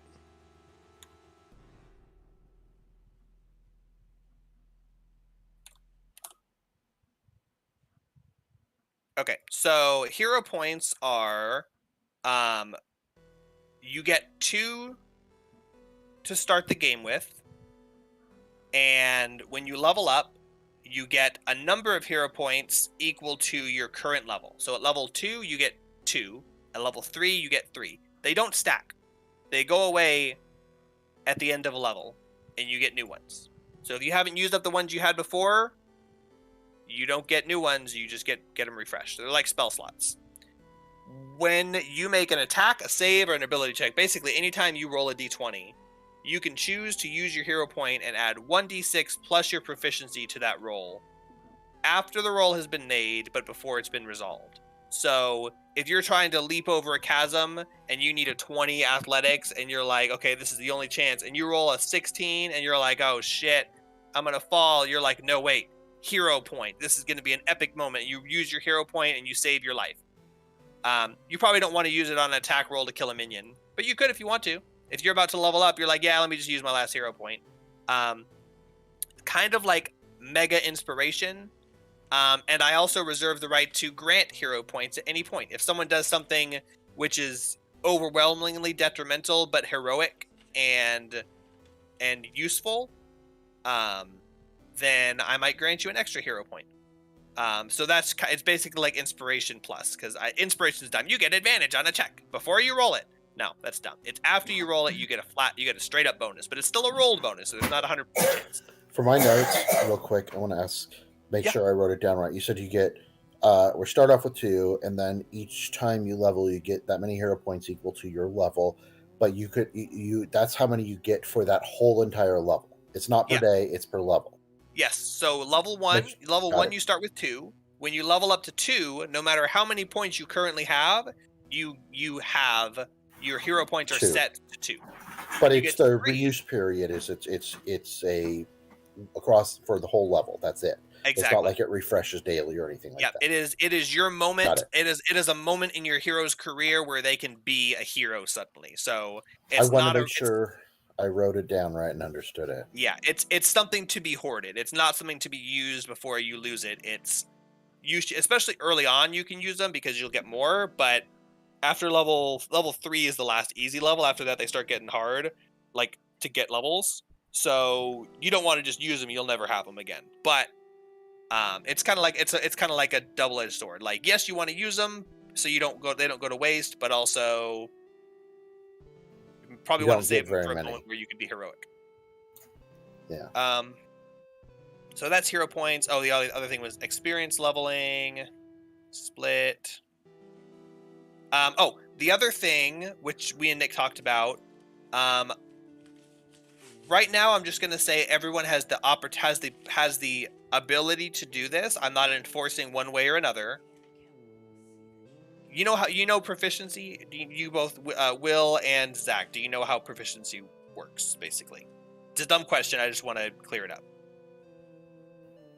Yes, I think. So what is describe Yeah. proficiency to me in as few or as many words as you like. Don't you're not Well- gonna look stupid. I just want to see what your concept of it is. Proficiency means that, like, okay, if I have high int, I've got, +3 in int skills. But if I'm proficient in a specific int-based skill, I get an additional 2 points to it. So what it is it represents your ability scores represent your character's innate ability to do things. So your intelligence is your innate memory and knowledge. Your wisdom is how well you perceive the world, and your street smarts. Your strength is your strength. Your skills are not innate abilities of your character. They are things that you've trained during your career. So that's why they're more specific, like persuasion. Anyone can be charismatic and try and convince someone to be their friend, but a character who's trained in persuasion has put an effort into learning how to do that thing specifically. The art of the So- deal. What? They specifically learned how to be good at the art of the deal. Yeah, exactly. That's why Persuasion. a lot of times proficiencies come from backgrounds because that means, as you spent your time as a criminal, then you became proficient in the art of deception. Also Donald Trump. Mhm. um Okay, got it.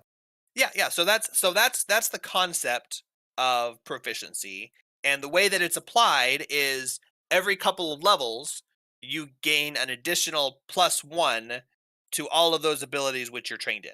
So at first through fourth level, you only have a +2 to all those skills. So yes, you've trained persuasion, but that only grants you a 10% additional chance to succeed in it over someone who's not trained. But as you advance in power, that proficiency grows. That leads into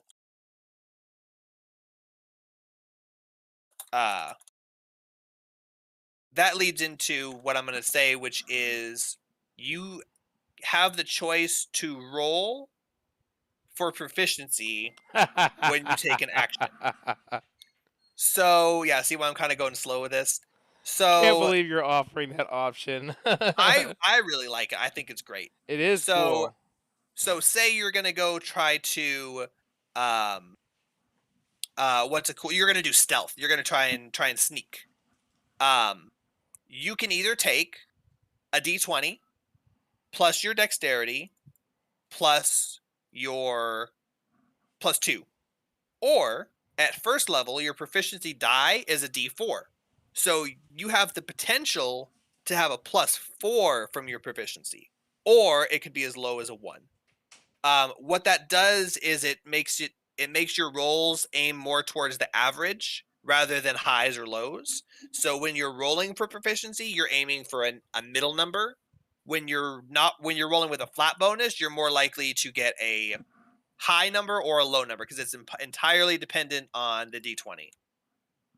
So think of it like this: your proficiency bonus represents that you have trained that skill. You've trained to fight with that weapon. You've trained to do that, like you said, investigation, stealth. You've trained that skill, but the higher level you are, the the more your proficiency bonus is. Every few levels, your proficiency bonus increases. So the proficiency bonus is kind of like your level bonus. Some things have a bonus from what level you are, like the number of spells that you can memorize is your level plus your int modifier for a wizard. But proficiency bonus is basically every few levels, boom, you get a bump in power. So your proficiency bonus at level 5, I think, it's 3. So that means at level 5, all of your attacks are now +1 to attack. Your spell attack is +1 to attack. Your skills that you're proficient in all go up by 1. But your untrained skills remain the same. So the higher level you get, the more of a difference it makes to be trained. So proficiency bonus is usually +2 because we're usually below level 5. But when you get to level 5, it goes to a 3. So that means when you attack, you roll the d20, which is the main die, because this is the d20 system. Oh. That's Zach disconnected. Oh, Oh. bummer. Ah, because of me. He's like, oh, shut up. He's like, all right, I'm done. Well, I'm gonna say it anyway. So this Dungeons and Dragons 5th edition is based on the D20 system. So everything is a D20. It's just ancillary things or other dice. So you roll a D20 to see if your skill succeeds. Then you're gonna add the bonus from that appropriate skill. How much is your dexterity or your intelligence, right? But in addition, and that's it if you're not proficient. If you are proficient, you get an additional bonus for being proficient based on your level. So, for instance, +2. So what Jake is saying is instead of just doing +2, you would roll a d4. The average of a d4 is 2. So it's kind of like taking the average. So you have the option to not take the average. So instead of rolling a d20 and adding +3 for your dex, +2 for proficiency, which makes it a +5, you could roll a d20 and a d4 and then add your dexterity. And if you do that, then you could roll higher than a 2. You could roll a 3. You could roll a 4. So you actually have a chance to roll higher, which means that your attack could get a higher amount and hit. You know, kind of like when you use guidance, you get an extra d4, and it gives you that extra little bump, and sometimes it makes a difference. It would be like that with proficiency. So it's a complication, but it's a choice that you can make. So it's like, oh man, I really need to hit this. And you know what? I'm worried that my proficiency won't hit it. So I'm going to go ahead and roll it as a die and get a chance of it being extra high. You know, it's really just, it's a strategy thing. But it is an actual optional rule in the game. It's not something we're just making up. We read the optional rule and we're like, oh, that sounds kind of cool. We might like to do that. And mathematically, it's the same. The only reason to not do it is just because it's an extra complicated thing. So you can totally ignore that and just do your stuff as normal. But one bonus is it calls out proficiency bonus. Normally, you just use your character sheet and the proficiency Welcome back. bonus is all. Oh crap! Was Willow AFK too? No, Zach I kept said going. welcome Oh, back. you said welcome back to Zach. I thought you said I'm back, and I'm like, okay, so Zach and Willow are gone. So I'm just explaining it to Jake.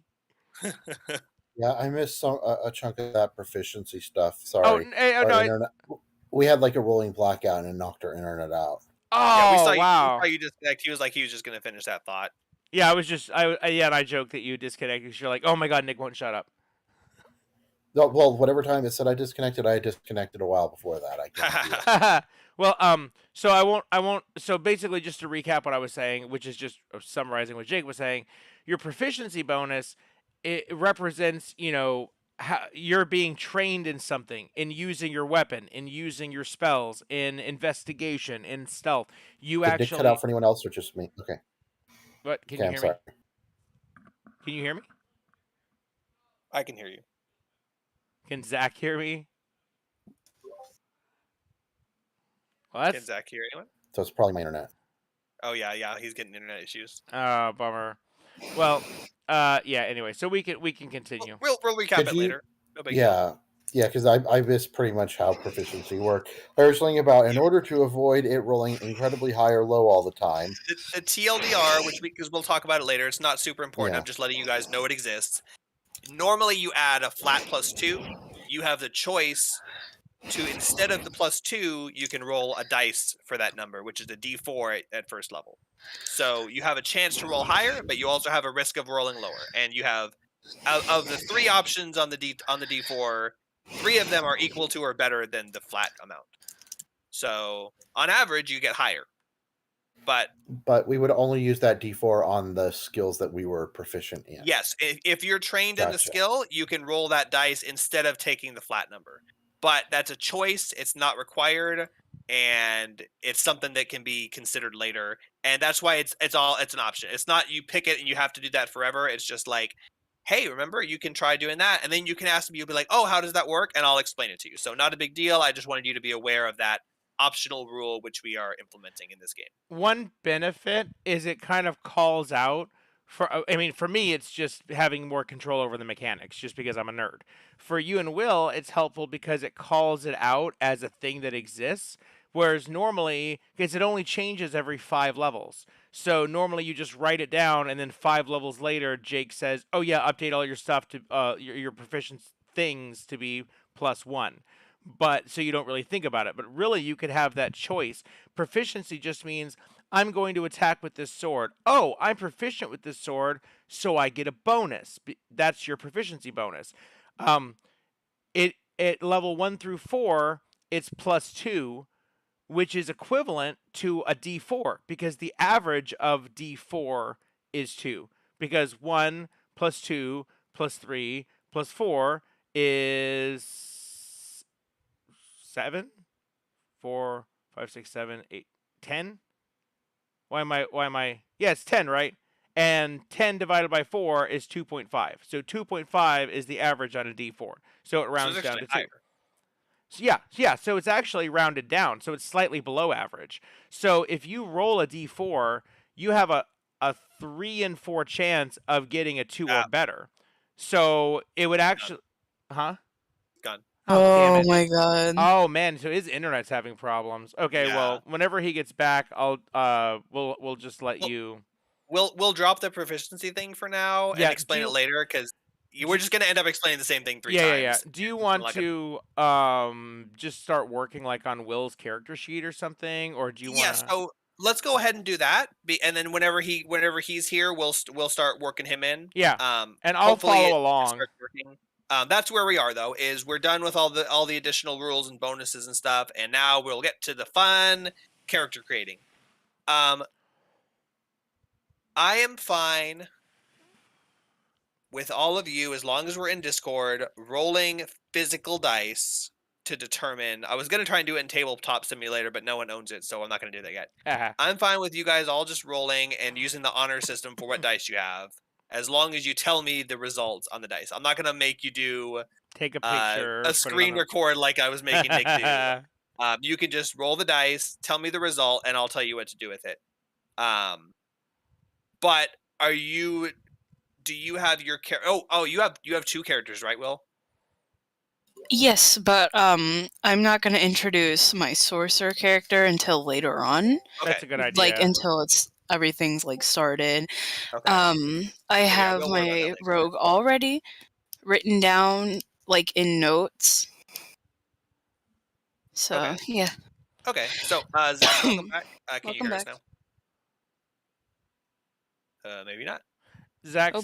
if you can hear us, since you're kind of having internet problems, we're just kind of working on Will's stuff, and then if yours gets better, then we'll switch over and we can work on your stuff too. So no worries about your connection, but let us know when, let us know how it goes, and if you get stable for a while, then we can start working on your thing too. Yeah, no. Yeah, keep working on Will's for now.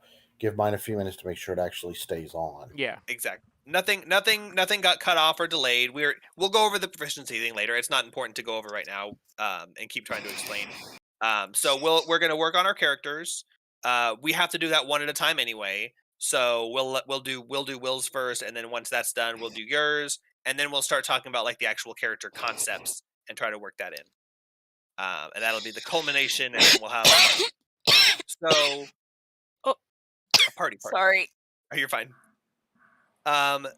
So you got the character. Did you already do your stats? You've already got point by stats? Yeah, for the most part. Okay. So what do you mean for the most part? Huh? What do you mean for the most part?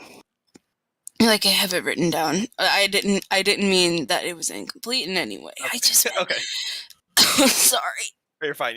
So you've got your stats. If I asked you what your dexterity modifier would be, you would have a number on the sheet that's already decided, and that includes racial bonuses and all of that stuff. Mm-hmm. Okay. But, so yeah. So what we're gonna do is, do you have 4 d6s? And if not, you can just use the Google roller. I don't care however you do it. Yeah, I have some dice in real life, but let me go grab them real quick. Okay. They're over on the other side of my room. 4. You need 4d6. Yeah, 4 is 6. 4. I don't have 4. I'll just. There's you a can dice bag. You can roll the same There's a ones dice multiple bag. times, which might be a little tedious. Yeah. or you can borrow some from Nick, or you can use Google. I'll just borrow some. Be right back. Okay, since we're waiting on them anyway, I'm starting to fill out my sheet. Should I? Where do I put in the stats? Okay.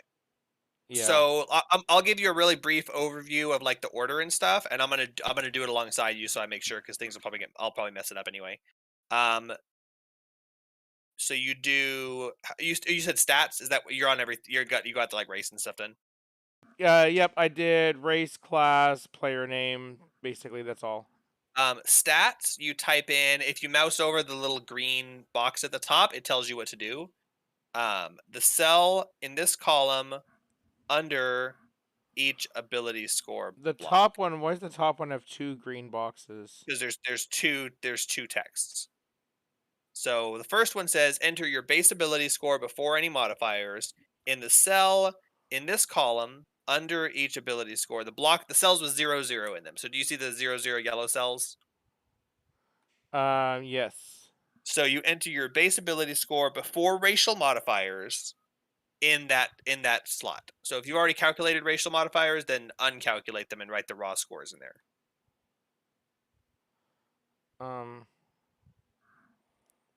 Okay.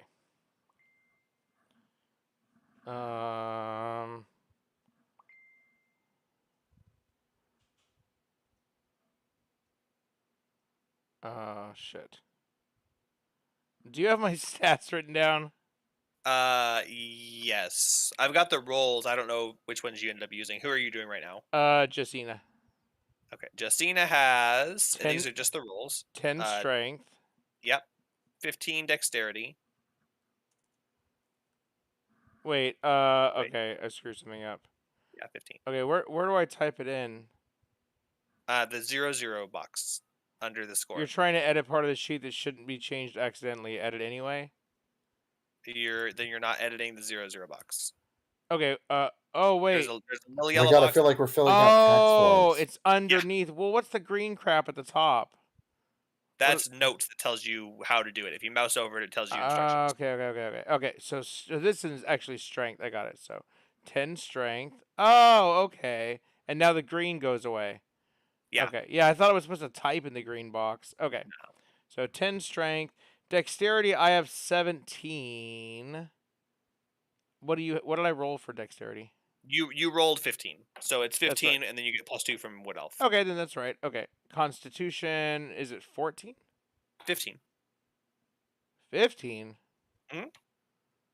You rolled really high. Oh shit, I'm looking at the wrong character sheet. I'm sorry. One sec.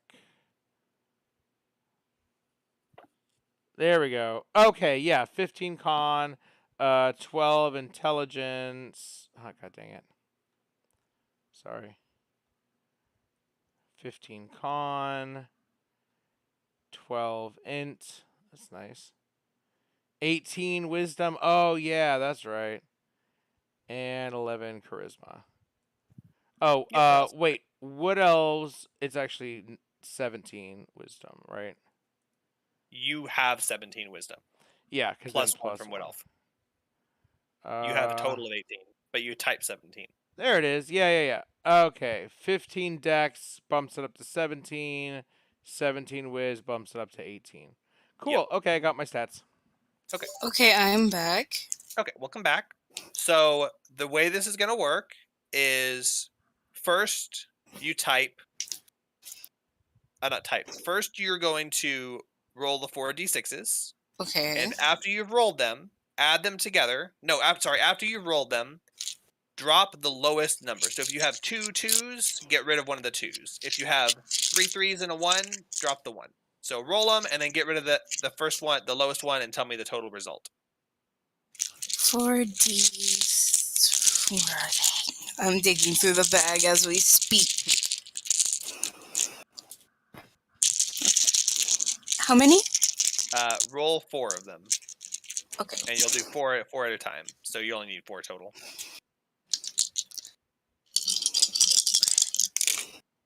Okay. We have 1 1 2 5. Okay, so get rid of the lowest number, All right. whatever that is, and then you'll just add 1, them together and tell me the total number. 8. Oh, Oh no. okay. So your first ability is 8. That is before ability score modifiers, or sorry, before racial modifiers, and you probably don't want that in an important score. So the way that it works is now that you have that number, you're going to pick an ability score to assign that to. Once you've done that, you cannot go back and change that ability score. That is your number in that ability score. At the very end, you can change one.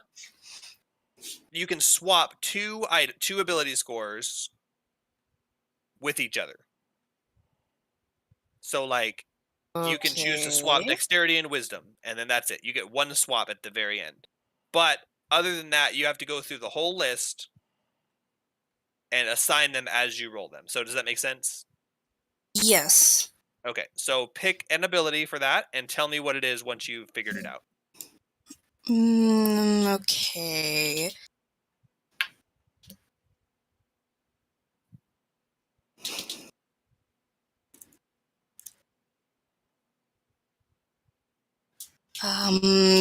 Probably strength. I Okay. mean, What was the amount? What was the number you got? 8. Oh yeah, I would do strength. Yeah, for a rogue, I'd do strength. That's probably your biggest Yeah. jump. Yeah, strength is a good one. So Okay. you've got an 8 strength now. Yes. Now, continuing on, you can roll those same dice again, and we'll repeat until all of your scores are selected, and then you'll be able to swap one at the very end. All right. Cool. Ooh. Okay. We have 6, 4, 3, and 1. Nice. Okay. Yeah, the 1 doesn't matter as long as it's only one of them. Then you can drop it, but That's a 13. all right, that's a pretty good moderate score, but where would you like that? Probably not your main one. It might be a decent secondary, but if you pick it as your secondary, then if you roll like a 17, an 18, and an 18, your secondary is only going to be 13. So that's a choice you have to make is, do you want to set that for sure or risk it? Oh, jeez. This is the hardest. Now, I will I say before was. you decide, Yes. sorry, keep in mind, if you get really bad numbers and the average is lower than the thing, or either way, you can throw them all away and just do point buy. So this is not solidifying your character. You're not going to be stuck with bad stats if you roll like the rest of your numbers are all 3s, you're not stuck with it. This is just a chance to get better stats, but they're slightly Yeah. random. So with that in mind, continue. Okay. Well, I think I'm gonna put that in Constitution. Okay. Hold on. Let me write that down.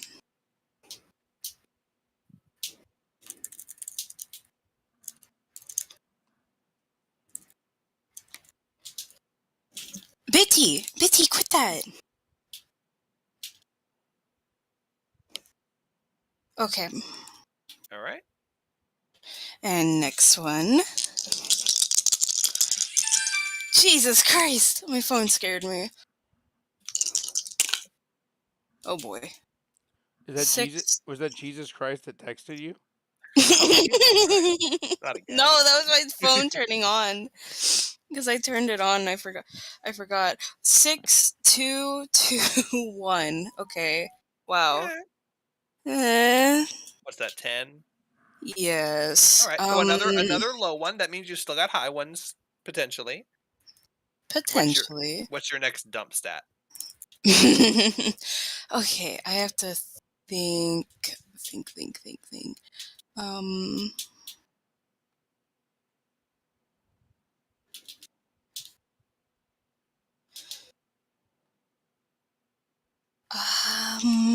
I would say wisdom. Okay. You don't have to solidify that right now, but I heard wisdom, and I don't think that's a bad decision. Okay. Keep in mind, wisdom is tied to perception and insight Oof. and animal handling.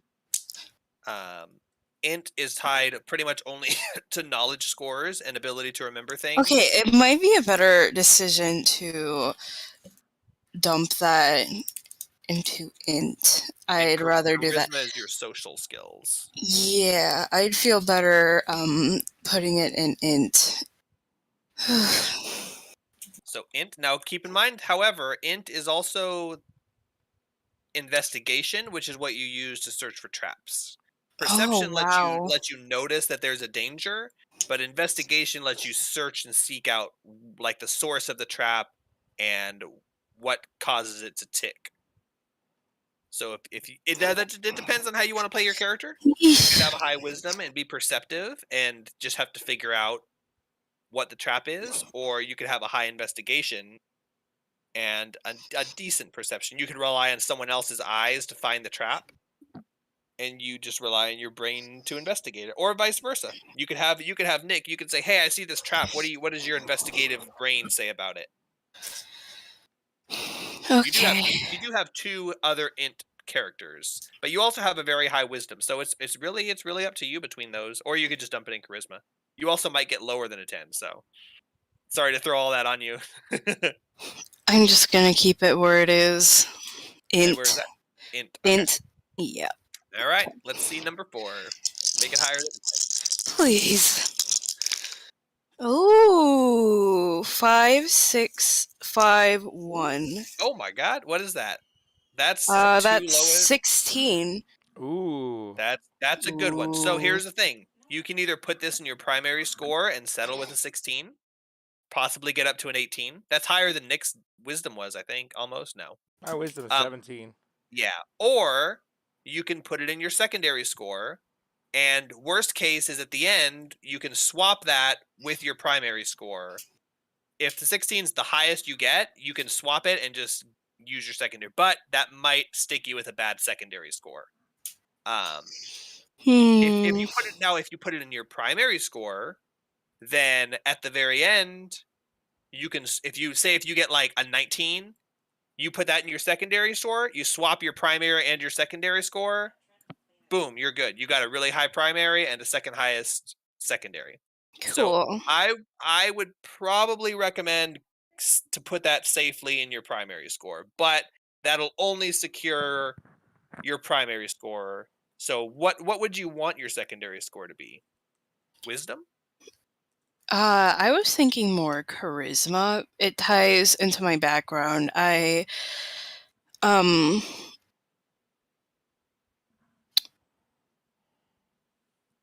Charlatan. I still can't pronounce that, but that's what my background is. Yes. So I would like to have charisma as my secondary stat, Okay. but Like a kobold who is talks to me. Are you looking at like deception, or are you looking at like persuasion? What do you intend to do with the charisma? Because that's like social interaction. How do you plan on interacting with others? I think more like persuading, Okay. but Okay. yeah. So yeah, then you would probably want a charisma, because if you went to like, talk someone into doing something for you or bartering with you or letting you pass, then you would want to persuade them, and that would require a high charisma. So if charisma is your secondary, then I would put this into your dexterity. So you've got that secured. What do kobolds get? Is it +2? I think so. Hold on, let me check. And just something to remember about the stats. So, dexterity, that's your attack and your armor class, so you have to max that one.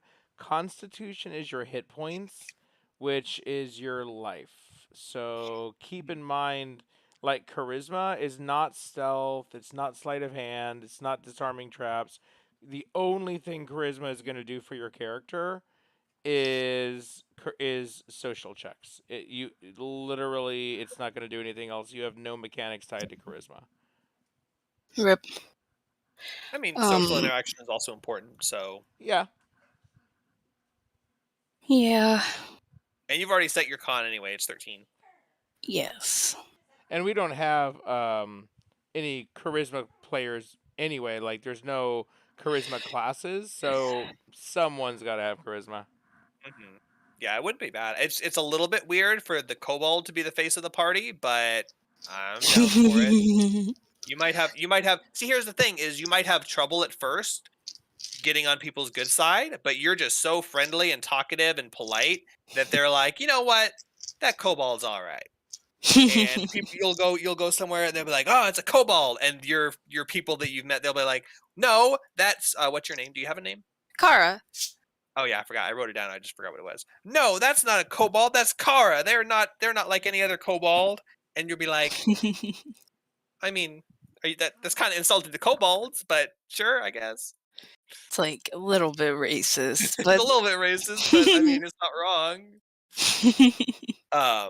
So that wouldn't be bad, but yeah, so I would definitely put that in your dexterity and then see what you get for the other two. But at least that way that's safe and secured.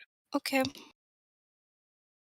What was that? 16 dex. 16 Okay. index. So you're now rolling for your wisdom and your charisma, which are both fairly important. Okay. And if you roll decent for both of them, then you can swap something else if you'd like. But let's see what the number is before we decide too much. Okay. We have 3, 4, 4, 1. Okay, so that's a middle to average. What's that, like 11. 11, okay. Oh, So it's not great, not terrible. So what do you want to be? What are kobold's bonuses? What's your secondary bonus? Let me Dexterity check. bonus. Let me check.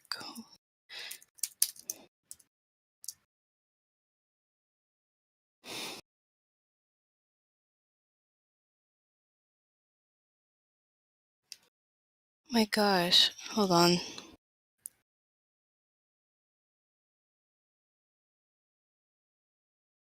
They have... Wait.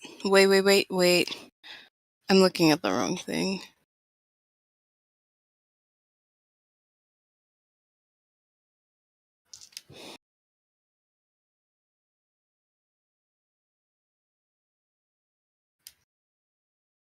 My god, I wish I wrote this down a little better.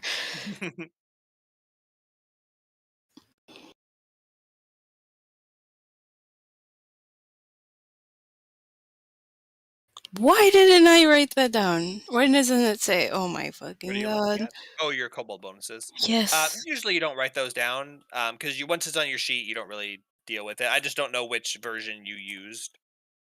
Oh, I use a classic version. I didn't really want to mess with like the new one Okay. that much.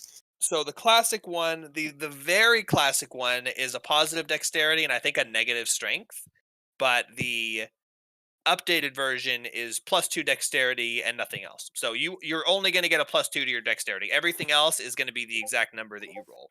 So with an 11, wherever you put that, it's going to be a no plus. It's going to be a +0, same as a 10. So which one of those do you want to be average? Based on what you said, it's probably wisdom. However, I don't, unless you get like an 18, I don't think your numbers are going to be above average anyway, and you're probably going to end up taking point by. Yeah. But yeah. So one of them, but I don't think it'll end up mattering too much just because how it worked out. I'll just put it in wisdom. Okay, so let's say 11 wisdom. I mean, you might roll a really, really high for your charisma, and then your 18 dex, 18 charisma, and middle other stats. So Yeah. Okay. we'll see what the Last result one. is. Ooh. Oh. 3, 3, 1, 1. No. So I'll have to double check, but I'm pretty sure you would get a higher average by doing point buy.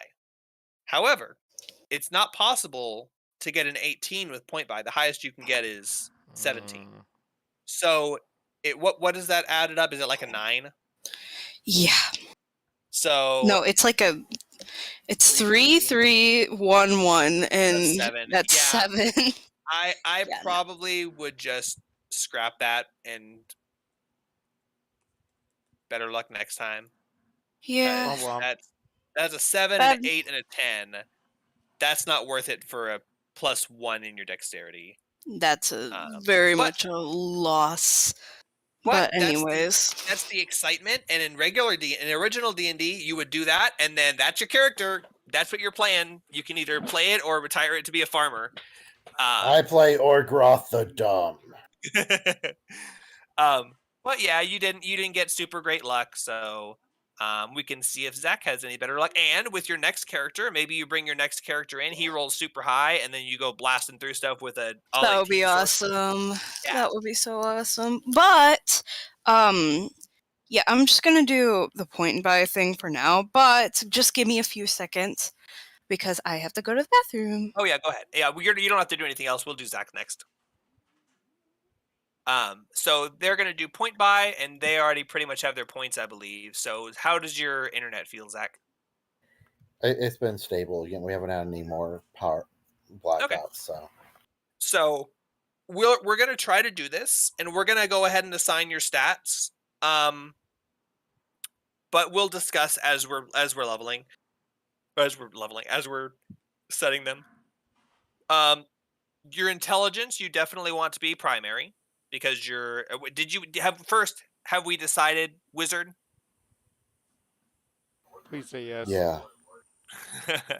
I mean, here's the thing: is you can make a wizard, and if later you decide you're not happy with it, even before we play the first game, you can say, "Hey, I made that wizard. I'm looking at the abilities. I really just don't feel like playing it." We can make something else. We'll have to do it a little bit quicker, so we can get on with it. But you're not locked in. Don't feel like you're trapped. Like this is the character I made. I have to play it. But if that's the character you've got, and we're going to play that day, and we don't have time to make another one, Yeah. that's the one you'll play, and then you can make another one before the following game. So int is going to be your primary. That is used for everything. It's used for your attacks, your abilities, your saves, your spells. Secondary, you've got a couple of options. The real secondary you should pick is going to be either dexterity and or constitution. Both of them give you defenses. Constitution gives you bonus hit points. Dexterity gives you bonus armor class because you can't wear armor. Your dexterity is what your armor is. Plus mage armor if you get it at some point, which you probably will. Constitution, however, is used to determine your constitution saving throws, which if you're concentrating on a spell and you take damage, you have to make a concentration saving throw. So if you have a bunch of spells that are concentration, like illusions or hold person or anything like that, there's a lot of spells. You don't have to look at the list just to know that there's a lot of them. And you get hit in combat, you will lose that spell. You stop casting it. It's gone. So constitution is a very good secondary skill to pick for that reason. But if you don't have a very high dexterity, you're going to get hit all the time anyway. So keep those three in mind: int, dexterity, constitution. Okay. In addition to the charisma that we were talking about, and the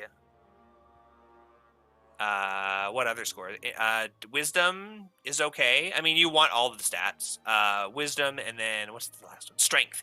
You don't really need strength. I mean, you can if you get lucky, but so you really want all the skills. But you kind of have to make a decision about which ones are most important to you, and keep those things in mind. And what we're gonna do is we'll roll, and as you roll, you can take as long as you need to decide where to put that stat. 3 years later. Yeah. So go and get 3D or 4d6s, or if you're doing it online, you can roll 4d6. Yeah, I'll have to do it online. I have no idea where any dice are. That's fine. So what I would suggest to do, just to keep it consistent, is go and when you're gonna use Google, right? Is that what you're using? Yeah. Okay, so go and click the D6 so you got the D6s, but don't take those as your rolls. Once you got those, you have to D6s, load them up on there. How many D6s do I have to load up? It's 4 of them in total. Yeah, once you got those loaded up, click roll and go with whatever numbers that pop up. And 15. okay, so remove the lowest number. You can do it physically, or you can just Okay. math it out. 14. Okay, so your first ability score is a 14. So pick one of your abilities, and that ability will be 14. It could be your primary. So at the end of everything, after you've picked all of your ability scores, if you have high enough, you're not just going to scrap them like Will did. Rip. Yeah. Also, I'm back. Oh, welcome back. And the bird is screaming very, very loud. Once you've got those numbers, you can swap 2 abilities. So if you accidentally didn't put your highest roll in your main stat, you can swap it for your main stat. So you're not going to get screwed at the very end and be like, oh, well, I guess I wish I rolled that 18 earlier. You can always swap it to your main stat, but only one swap. So you don't just get to reassign everything. You get to swap one thing. But with that I in have. mind, Okay, go on. I was going to say, with that in mind, where would you like to place it? I'm looking at that 14. It's not a half bad roll. It's a pretty decent roll. I'm thinking about putting that. Thinking about putting that in my constitution, Okay, that's not a bad choice at all. because So we'll then go if I ahead. get a higher roll, I can put it in int, and if not, well, then I'm going point by anyways. But Exactly. I could, yeah. This was a decent roll for con. You don't want to drop that in your main score because you'll end up having to swap it later anyway. So you might as well put it somewhere important. And con is a great secondary to choose. So Okay. I've got that recorded as your constitution, and once you got that ready, you can roll the next one.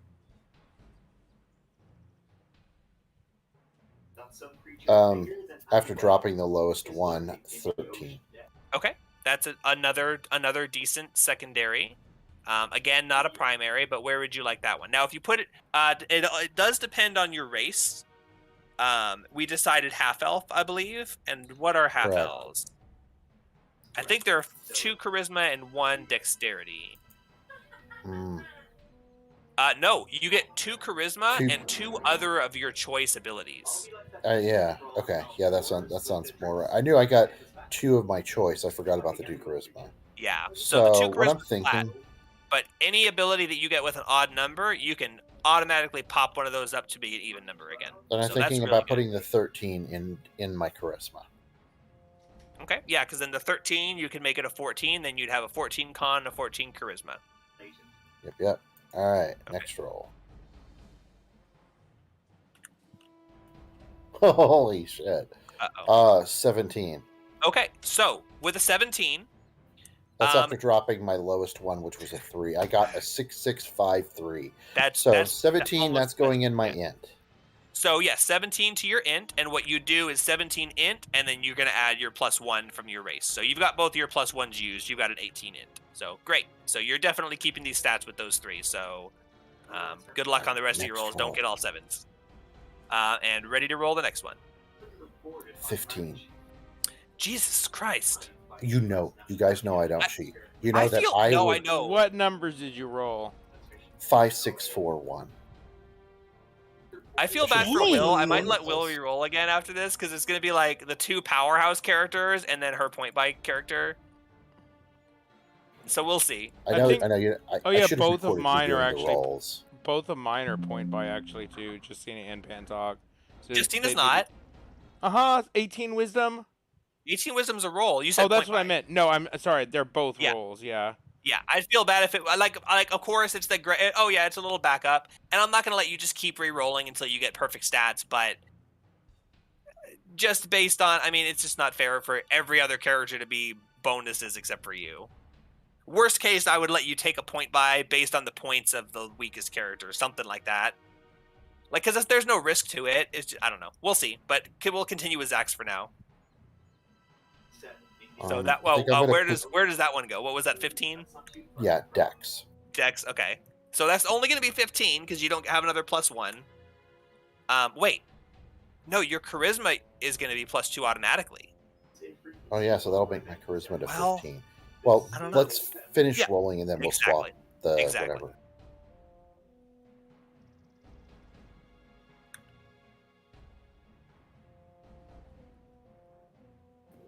There we go. There's my strength. 9. 6, 9. Ah, 9's not bad. I Okay, rolled 9. Yeah, 1, 9 strength. 1. Yeah, I rolled 1, 1, 4, 4. Okay. I wish it kept a history, like even a recent history, because then Oh yeah. I could just go screenshot it and definitely prove to you guys. I have no doubt. I just think it's hilarious that both of you had really good luck and then followed by nothing. All right, my last roll, 14. Okay. And that, I guess, is going into, by default, wisdom. But now you can do some reassigning. So you've got... Hey, real quick before you make those choices, Zach, what website do I go to upload an image that I want to be able to link to? Is it like Imgur? Imgur. Okay. Yeah, imgur.com. Okay, thanks. Do I have to like sign in, or can I just anonymously like upload something? You have to sign in. It's not an anonymous uploader. They got rid of anonymous uploading?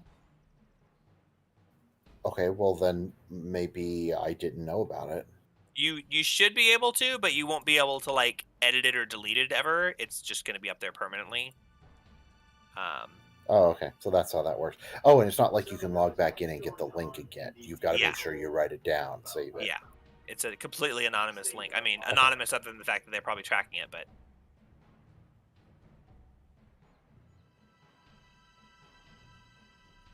All right, so So you've got your let me charisma... let me play with my stats. Or go on.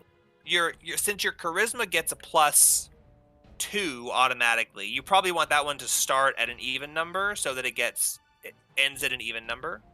But you do have 3 odd scores, so you're gonna 4 odd scores. So you're gonna be stuck with 2 of them that are so close to being bumped up. I'll let you mess around with those. You can.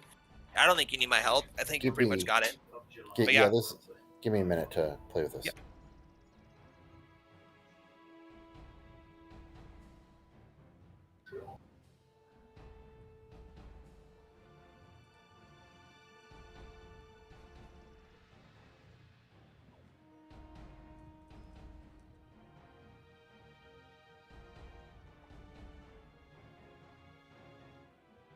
Nick, we didn't need to do anything with your characters, right? They're all pretty much done, except for the sheet.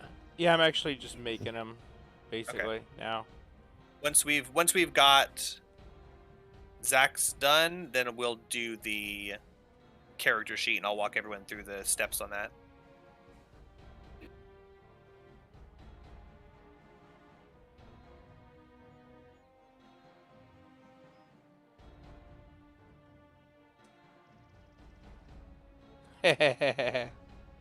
Hey, if I send you a link to my Google sheet, can you see it?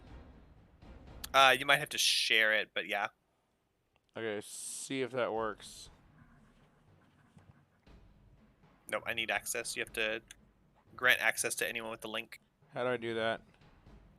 The little link icon in the top right, I think, or wherever you got the share. Okay. Private to only me. So change it to anyone with the link, and then there'll be a button to copy the link.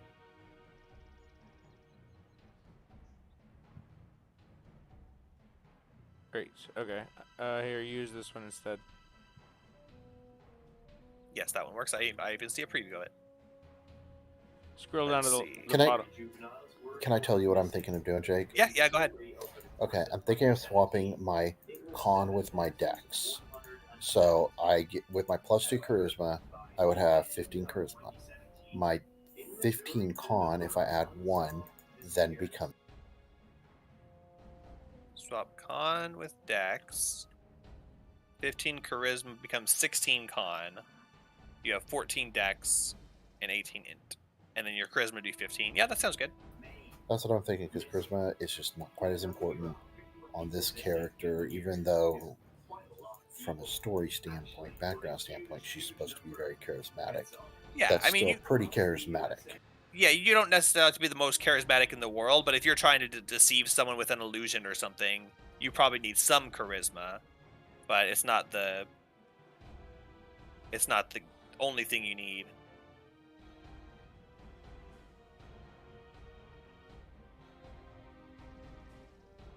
That'd be good then. Yeah, do that and then go ahead and do the stats and I'll get your final numbers.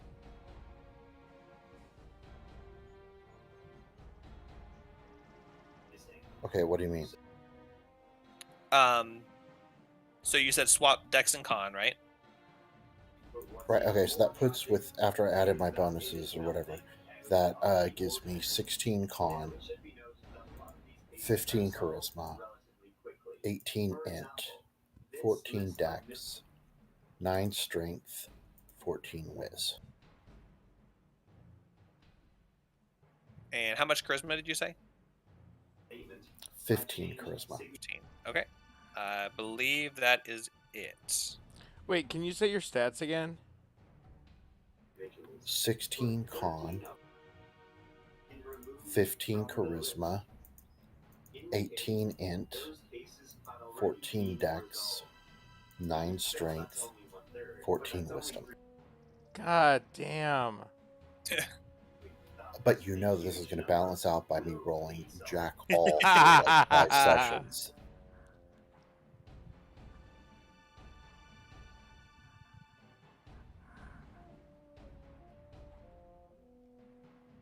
Okay, so you've got that. We can do the character sheets when you guys are ready, if you got those stats written down. But basically, we're gonna fill out as much as we can, and then after that, we'll look and see, like, we'll make like your background and stuff like that. That way, we've got a character sheet to work with, and you know some basics. So we can decide if that we'd be like, okay, well, you're this, this, and this. So what background would go best? So, Will, do you have pretty much have your character done, right? Yeah. It's all on my phone. Okay. So what we're gonna do is I'm gonna walk you guys through each step of the sheet. I'm gonna walk you guys through each step, and if you have the information, you'll fill it out. If you don't, in Zach's case, then you won't fill it out, and we'll talk about what to put there. So first step is pull up the sheet, and I think there's a link to it, but let me just find the direct link real quick.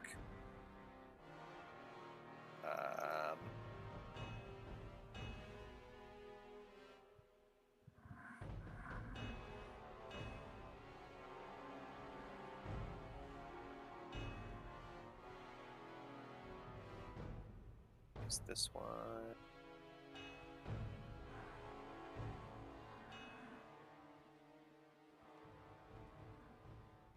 Okay, I'm gonna link it, and there's a new channel called Greyhawk in the Discord. Can everyone see it?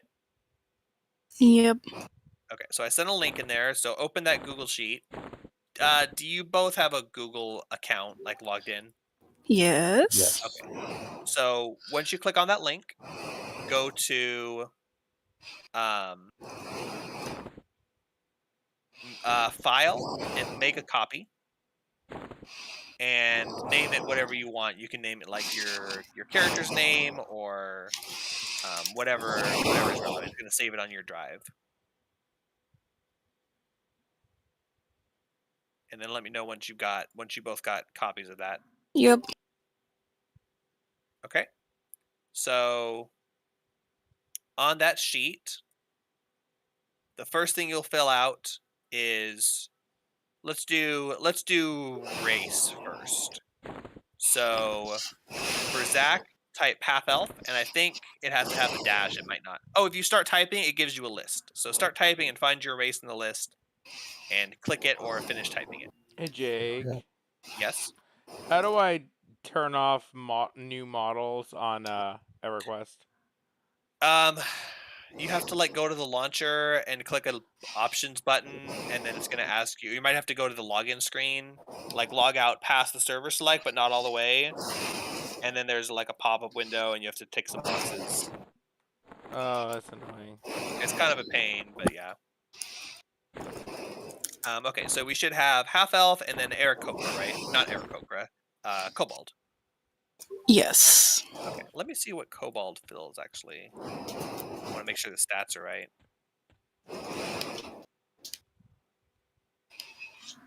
Okay, so Kobold is still filling with the -1, so we'll have to adjust for that. So type in your race. So Zach, you have half elf, and Will has Kobold, right? Yep. Mhm. Okay. Next, for your experience, type 0, and that will put you at level 1. 0. Now, where it says classes and levels, type your class space your level. So your class and 1. So Rogue 1 or Wizard Oh 1. wow, I already broke it. Hold How? on. Total class levels must be equal to character level. Yeah, that is equal. It's level 1. Oh my gosh. Did you type Rogue 1? Rogue space 1. And you Okay, have stop 0 in the plugging experience? Fred. Star Wars. Do you have 0 in the experience, or do you have blank in the experience? 0. Hmm. Oh my god. I tried this earlier and I really rather You dislike can- this sheet for breaking so much. Can you take a snip of the screen and send it to me? Windows Shift Yes. S to snip, and So just send it in the you just in the type. Greyhawk. Did you spell rogue right and you put a space after it? Oh my gosh. Did you type Rouge? No, I did not. I typed rouge on accident Good guess. and I didn't notice. Wow. I didn't know it would give that kind of error. Yeah, it's a text lookup, so it has to be Yeah. exact. Rouge. Yeah, that's why if you type and it used for the race, it gives you a drop down, but class doesn't. Okay, so is it working now then? Yes. Okay, so for ability scores, let's start from the top. Look at the left for strength. Do you see the little yellow box below strength that says 0, 0 right now? Yes. Okay, for Zach, type in the result of your strength. 9, and then I put 0 into the next box. No, you don't type anything anywhere else. In strength, you type where the 0, 0 is. You just type 9, and enter, and then Right. nothing else. For Will, whatever your strength result was, add Oh, 2. on point by it was yes. 7. Wait, add 2. Add 2 because 7 was that wasn't from the Kobold penalty, right? No. How did you Wait. get a 7? Wait, that might have been from the Kobold thing, yes. Sorry. Because Kobold, yeah, were you using like the online calculator? Yeah. Okay, Well, so yeah, no, I was using the app. The app. I don't. okay, yeah, the app is also probably going to have the -2 strength. So 7 is after your modifier, which means it's a 9. But if you type 9, try typing 9 into that box, and you'll see it actually drops to 7. So you're going to have to manually adjust to account for the fact that it's dropping your strength for the race. We could change that later, but you'd have to go into like the inner workings of the thing, and I don't want to mess with that right It's now. not as bad as it sounds, but yeah, not right now. Yeah, not right, exactly. So in that box, we're just going to fudge it for now. Type 11, and then it Okay. should show you at 9, which is correct. Yes. Okay. And then continue for the rest of your stats. However, make sure you're typing the unadjusted stat. So for your dexterity, don't type what it is after your Kobold thing. Type what it is before your Kobold thing, and it will automatically add that. Zach, same for yours. And actually, I'm not sure how Half Elf is going to work. I think the blue box is for... Yeah, your blue box is for your Half Elf choice. So you don't have to put a 0 in the box, but the 2 that you want your +1 to, you're going to add a 1. So let me look at your stats and we'll go over it. Dexterity, you had a 14, and that was the result of a 13 + 1, right? Hold on, let me look. Yeah, sorry. I think I lost the original numbers. So I have the end result, which is fine. I have the originals. Okay. My original was a 15 dex that I swapped with con, which was 14. Okay, so your dexterity is just 14 flat. You don't have any modifiers. Correct. Okay, so go ahead and type 14 for dex. And then con was 15 Mhm. +1 from Half Elf. Correct.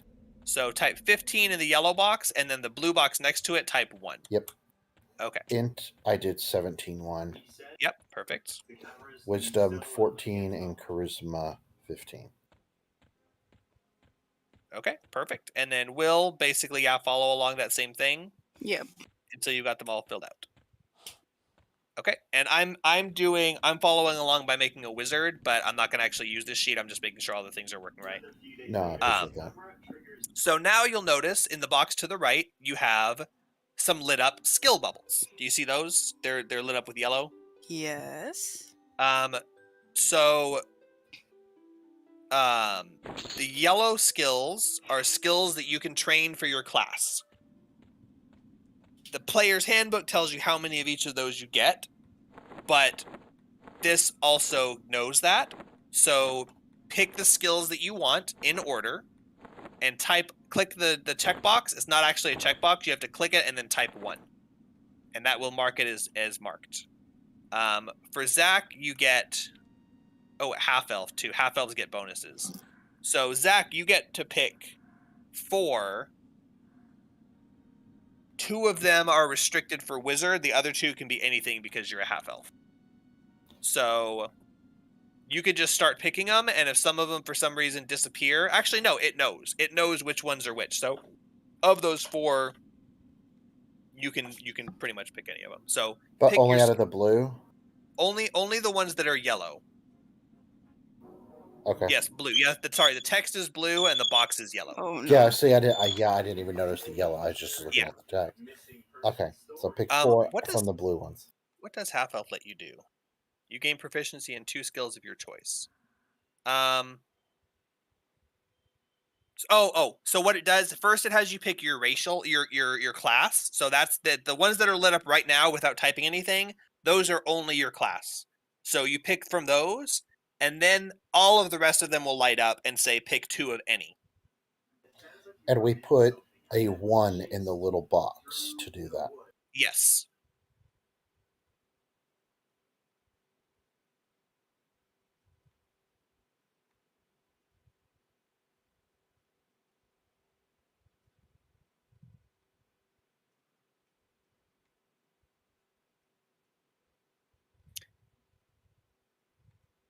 Yeah, I don't know. It doesn't seem to be looking right on here, but it's just not highlighting the colors right. It might not know how half elf works, but yeah. Kind of history, insight, investigation, medicine, religion. Okay, so I picked 2, and now they're all just regular black color. I don't know why that is, but you can pick any 2 additional ones. Which 2 did you pick, by the way? Insight and Arcana. Okay. So I don't know why some of them are being colored and some of them aren't, but pick 2 of any of the remaining ones and choose them. Probably you want ones that are based on int or your other stats, but you've got all the stats, so you could literally pick anything. Sorry. Huh?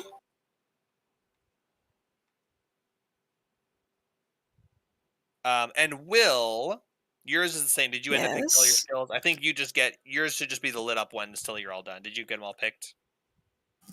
Yeah. Sorry? Can you guys hear me? Yeah, I can hear you now. I Yes. couldn't hear you if you were talking before. Oh, I was. Oof. No problem. Did you get your skills picked? Mm-hmm. Okay, what did you pick? I picked investigating, perception, persuasion, stealth, and sorry, wait, hold on. Hmm?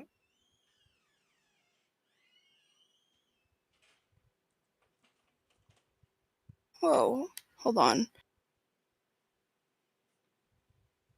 Okay, there we go.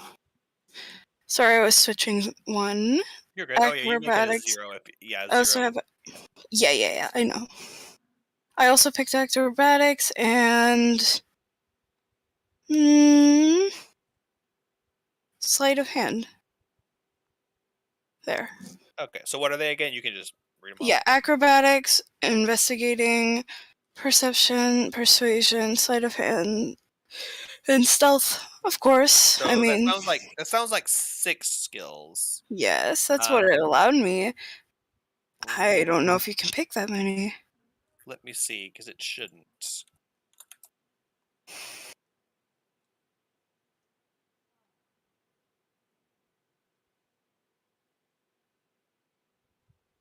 Although, kind of unrelated, I did already pick my background because it was just there waiting for me. Yes, that is So, the answer. That is why. Yeah. See, if we're skipping, no offense, just great that you did that. If you're skipping steps, that's going to cause things to not match my sheet. that sucks. Yes, background will automatically add the skills for that background. Okay, let me just like uncheck that and then I can redo this real quick. Oh god, how do I? The skills, they actually light up to let you know what your options are, and then all you have to do is just put a 1 in the ones that you want to select. Yeah, so the orange ones that are lit up after you have your background selected, the orange ones are the ones because it can't change the sheet for you. But the orange ones is telling you this one is your background skill, so put a 1 here. So after Oh, you select your background, you would pick the 2 lit up skills and put a 1 in those. And then you get 4 skills to pick from the rest of them. okay. You can also do it the opposite direction where you pick your class skills, and if your background duplicates any skills that you already picked, it should tell you and let you pick different ones. Okay. And Zach, how's yours coming? Okay, so I picked Arcana and Insight, and for my other 2, I've picked Perception and Performance, but I'm not 100% sure because I kind of want Sleight of Hand. So your background, me and Will were saying, will also grant you 2 additional skills, but because you haven't quite decided on a background yet, that might have to wait for later, or you might pick one that gives you the skills you want. So leave that for now, because this is all fluid until we actually go to play anyway. So Okay. those are the ones you picked. And what were the 2 you said you might want to also have? Well, I was debating between picking Sleight of Hand, and I also thought about Deception, but I was trying to pick between like Performance and Sleight of Hand. So I was trying to go with stuff that fits my character on how her role play style is, in addition to being a wizard. Yeah, definitely. And those things, especially with your charisma, and those things could certainly be granted by a background, whatever background you decide, which we'll look through and see. Performer might fit it. Did you say you already picked performance? Yeah, that was one of the ones I picked, but I was having a hard time deciding between that and Sleight of Hand. Yeah, But so now that I realized the background, performer gives you performance and acrobatics, but maybe you could say, since you were like a sleight of hand person, you get sleight of hand in performance or deception in performance. So go ahead and for now just pick the 4 that you were most drawn to. And if there's one that you're thinking like you can't decide between, make a note of it somewhere, and then we can try and get you a background that fits in with that. okay. Yeah, the main thing about background is you would pick the whatever you want your 2 proficiencies in, like pretty much. Pretty much. And if you have one that duplicates skills you already picked, you just get to pick one for free anyway. So it's not going to be like, oh, I already picked this, I guess I'm screwed. So once you both have all of those selected, let me know. Or if you have questions, of course, but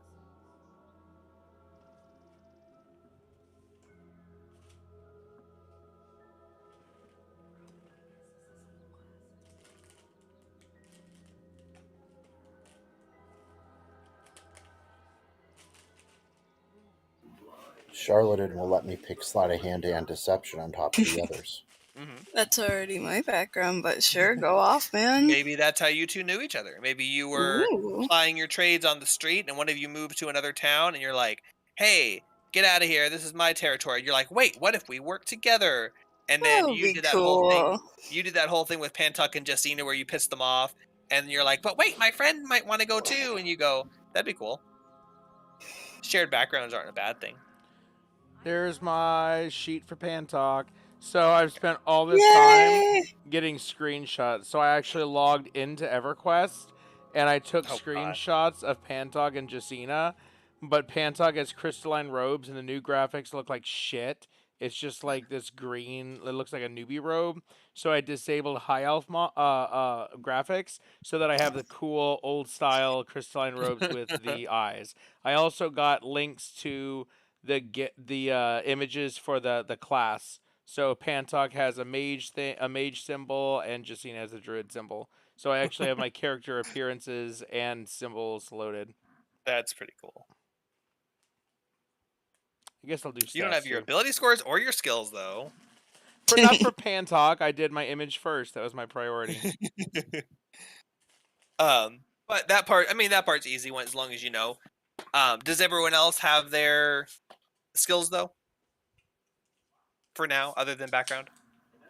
Yeah. Right, I mean, you can pick the background. Check. So background's at top right. You click the box, and I don't know how you just type in it. How do you do it? I did mine. Oh, I can't edit Pantox. Duh. I was in Pantox team. You just How click did on you it. You guys click the do drop this? down. How'd you do this? I just did Yeah. it. You click the drop down, select charlatan. Boom. As long as you don't have any more yellow skills, then you're done.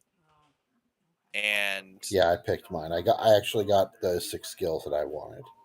okay. And I don't think it tells you if you have too many skills, because you can like force, like if you have, say, like if you like learn an extra skill for some reason, you can just type it. But I'll adjust. I'll review the sheets just to make sure everything's good later. So that's skills. Pretty much everything else is completely automatic, except starting equipment is not going to be defaulted. Your languages are automatically defaulted. So for Rogue, it already automatically puts Thieves' Cant. For Kobold, automatically puts Draconic. Let's see what Half Elf says, because that might have some weird interactions. It says at the bottom, it says select one more language. So you don't have to pick that right now, but when you're ready, you'll click that drop down arrow, and you will pick a language from that list, and that is your additional language. Jake. Yeah. In this spreadsheet, Eladrin is 2 dex and 1 charisma, which is stupid. It's the other one, yeah. Can I make it, and can I just change it to intelligence? So check and make sure there's not another Eladrin option, because sometimes there's like alternates. I'm looking right now. There's a lot of races. There's only one Eladrin.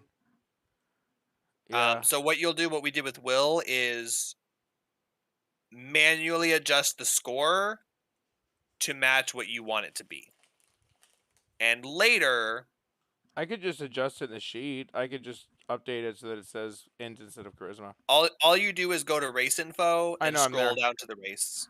You did that? Yeah, that's how I knew that Okay. You know how lookup tables work. You can do that. Adjust it to match the race source that you're using. I don't mind that at all if you know how to do it. Yep. Okay. So we've got ability scores, skills, languages. So the next thing is equipment. Let's just go ahead and do weapons for now, and then that's pretty much it. Yeah, for level 1, there's really not a whole lot. And everything else autofills. This is all the bullshit where it'd be like, okay, what languages do I get? Where do I write those? What proficiencies do I get? I'm proficient in daggers and darts. Nope, it's just all automatic. It just puts it in there for you. So your starting equipment, we do still have to reference that. We're just going to do the weapons for now because I want to show you guys how that works. So for Kara, 5e Rogue. Rogues start with weapon, a rapier or a short sword, and a short bow and a quiver, or a short sword. So would you like to have a rapier and a short sword, or a rapier and a bow, or for some reason 2 short swords, which is totally suboptimal?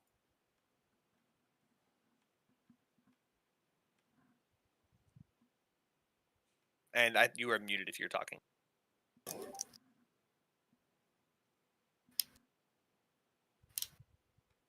Hello? Hello? Do you want a rapier and a short sword, or a rapier and a short bow, or for some reason another combination? Take a rapier and short bow. But- That's what I was gonna say. That's already what I have on my other sheet. So yeah, You already have rapier. that. Okay, great. So what you're gonna do is on the character sheet, scroll down to where it says attacks and notes, and click the drop Mhm. down where it says name, Yes. and find your weapons on that list. So find rapier and select it, and then for the next drop down box, find short bow. Yep. There we And go. everything is completely automatically filling. It tells you how much damage they do. It tells you how much attack bonus you get. Calculates all of that stuff automatically. All you do is tell it what weapon it is. For wizard, Zach, I know you haven't decided your spells yet, but if you would click the drop down, for the first one, pick dagger, just so you can see how it works, and let me know once you got that. Wait, where am I selecting this at? Scroll down where it says attacks and notes. It's the one of the middle sections below HP. Okay, I see it. And on the far left box in one of those rows, and find a dagger, because you start with a Okay. dagger. You need to have that on there. Okay. Now, if you will continue scrolling through that list, find firebolt, or you could probably just type it because it's just a. Yeah, I got it. Okay. That auto calculates your class's casting ability, looks at how much that is, and does all that calculation for you. So when you I have a see cantrip, that. boom, you put that in there and you've got your cantrip. So whatever cantrip you pick, I don't think they list all the cantrips. They've got Eldritch Blast and Firebolt as the example cantrips. So what we do is when you decide on your spells, we will create a custom entry for those spells, and I'll do that for you. Okay. And your spell will automatically be there. So you'll have whatever your cantrip is that you choose. Your auto cantrip is going to be there. That's where you'll look for your attacks.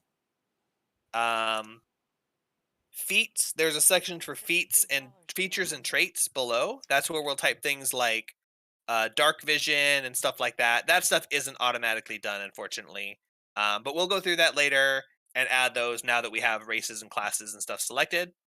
And other than your other equipment, so at the very bottom there's a tab that says inventory. If you'll click on that real quick, both of you, and this is where you will record your items. Don't care what the weight is.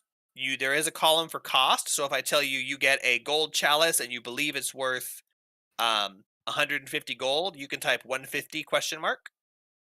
And if I tell you you've gotten it priced, yeah, no, you know what? The price I tell you is what you evaluated it at, and when you go to sell it, you'll get a price based on that amount. Cool. And don't worry about the weight unless you get something like 15 pounds of metal. You'll put that down, and that'll mostly be for like tracking quantity, like how much of something you have. But if your weight starts to go over a certain amount, then yeah, it calculates that stuff too.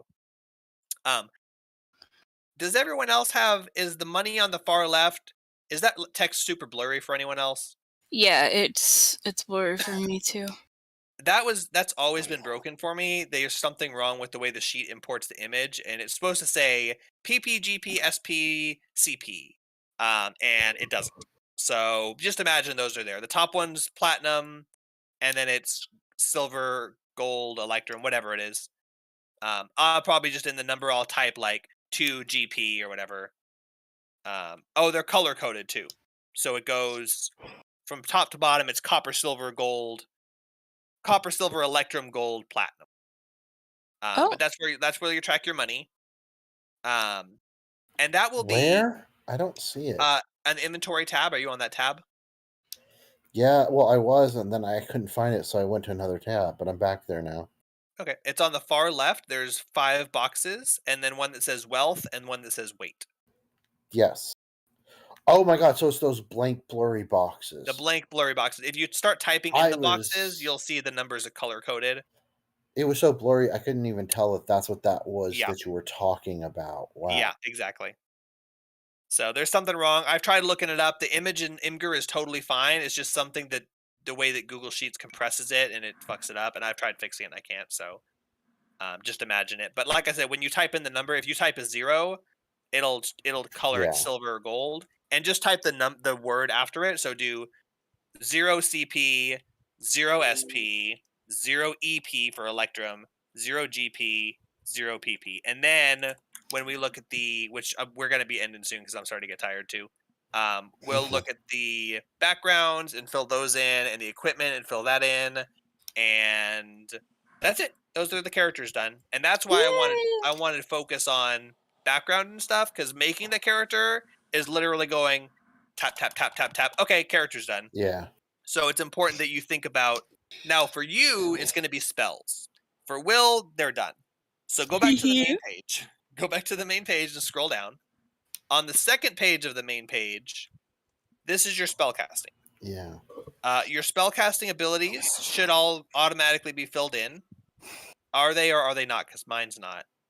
Mine isn't either, but I'm guessing there's something else we haven't finished filling out. You have to maybe. check. You have to select your spellcasting class. There's a drop down on the sheet. Where is it? So you're looking on the spell section, right? Yeah. Okay. So spellcasting class. So I see it. you normally it's only going to be classes that you have levels in. But I could flip if I multi-classed. I could flip between them. exactly. So yeah, pick your main one just for now, Yes, got it.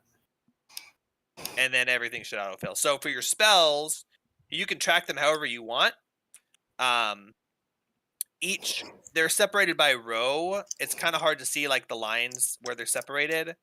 But the top section, everything to the right of the word cantrips is for cantrips. Those are always always checked. You'll always have them memorized. Below that next section is all level 1 spells. You type the spell name in, and then you have to tick the box to say that it's prepared. So with a 1, you have to type a 1 there to say that it's prepared. Okay, I see. And so for wizards especially, you're going to type all of your known spells into Those boxes. Into those boxes, and then when you prepare them, I'm going to then put a 1 next to it. Yeah, then you'll actually put exactly. So that's where you'll track all your spells. Especially as a wizard, you're going to probably end up getting a lot in there. But yeah, other than that, everything autofills. It doesn't put any spell info, but what you can do is right click and do add note to a cell. And on my other character, I add note, and then I just type in the full. I copy and paste the spell text, so I can just mouse over it and reference the spell information. So we'll do that later. Once you start deciding spells, I'll show you how to do that stuff. But yeah, now I can look through my spells a little more easily and know what I'm doing. Yeah. Hey, so I'm setting my alignment, and which really doesn't do anything. It's just a note, but it has them pre-filled, and some extra options are chaotic, stupid, lawful jerk, I take offense to that. and neutral wuss. I take offense to all 3 of those things. Nick. I'm right here. My internet isn't out right now. I can hear you. Hey guys, I'm actually going to go ahead and log off because I've totally completed both my character sheets. So all I'm doing is just listening. And Deanna starts her new job tomorrow, so I'm going to go log off and hang out with her a little bit before bed. But yeah, you guys have fun finishing your characters, and we can talk later about. I guess we can play something next week. So let me know if we're gonna do mine or your game. Let's do a Avernus. Let's give a couple weeks to cool off on this and mull things over now that we've got something in writing. And whenever Zach gets back from his vacation, then we can look at actually playing. Cool. But I'd rather do just Avernus for right now. Good. Okay. Well, I'll work on that. And good night, guys. So you can stay on. I'm gonna end the stream and jump off Discord. But you guys can finish up until whatever you want to do. For posterity on the stream, since you're about to leave, we're done. That's it. I might mention one or two other things, but this is the character creation is done. Yeah, so for creating characters. Now it's just you like helping them finish off their last couple notes or whatever. Yep.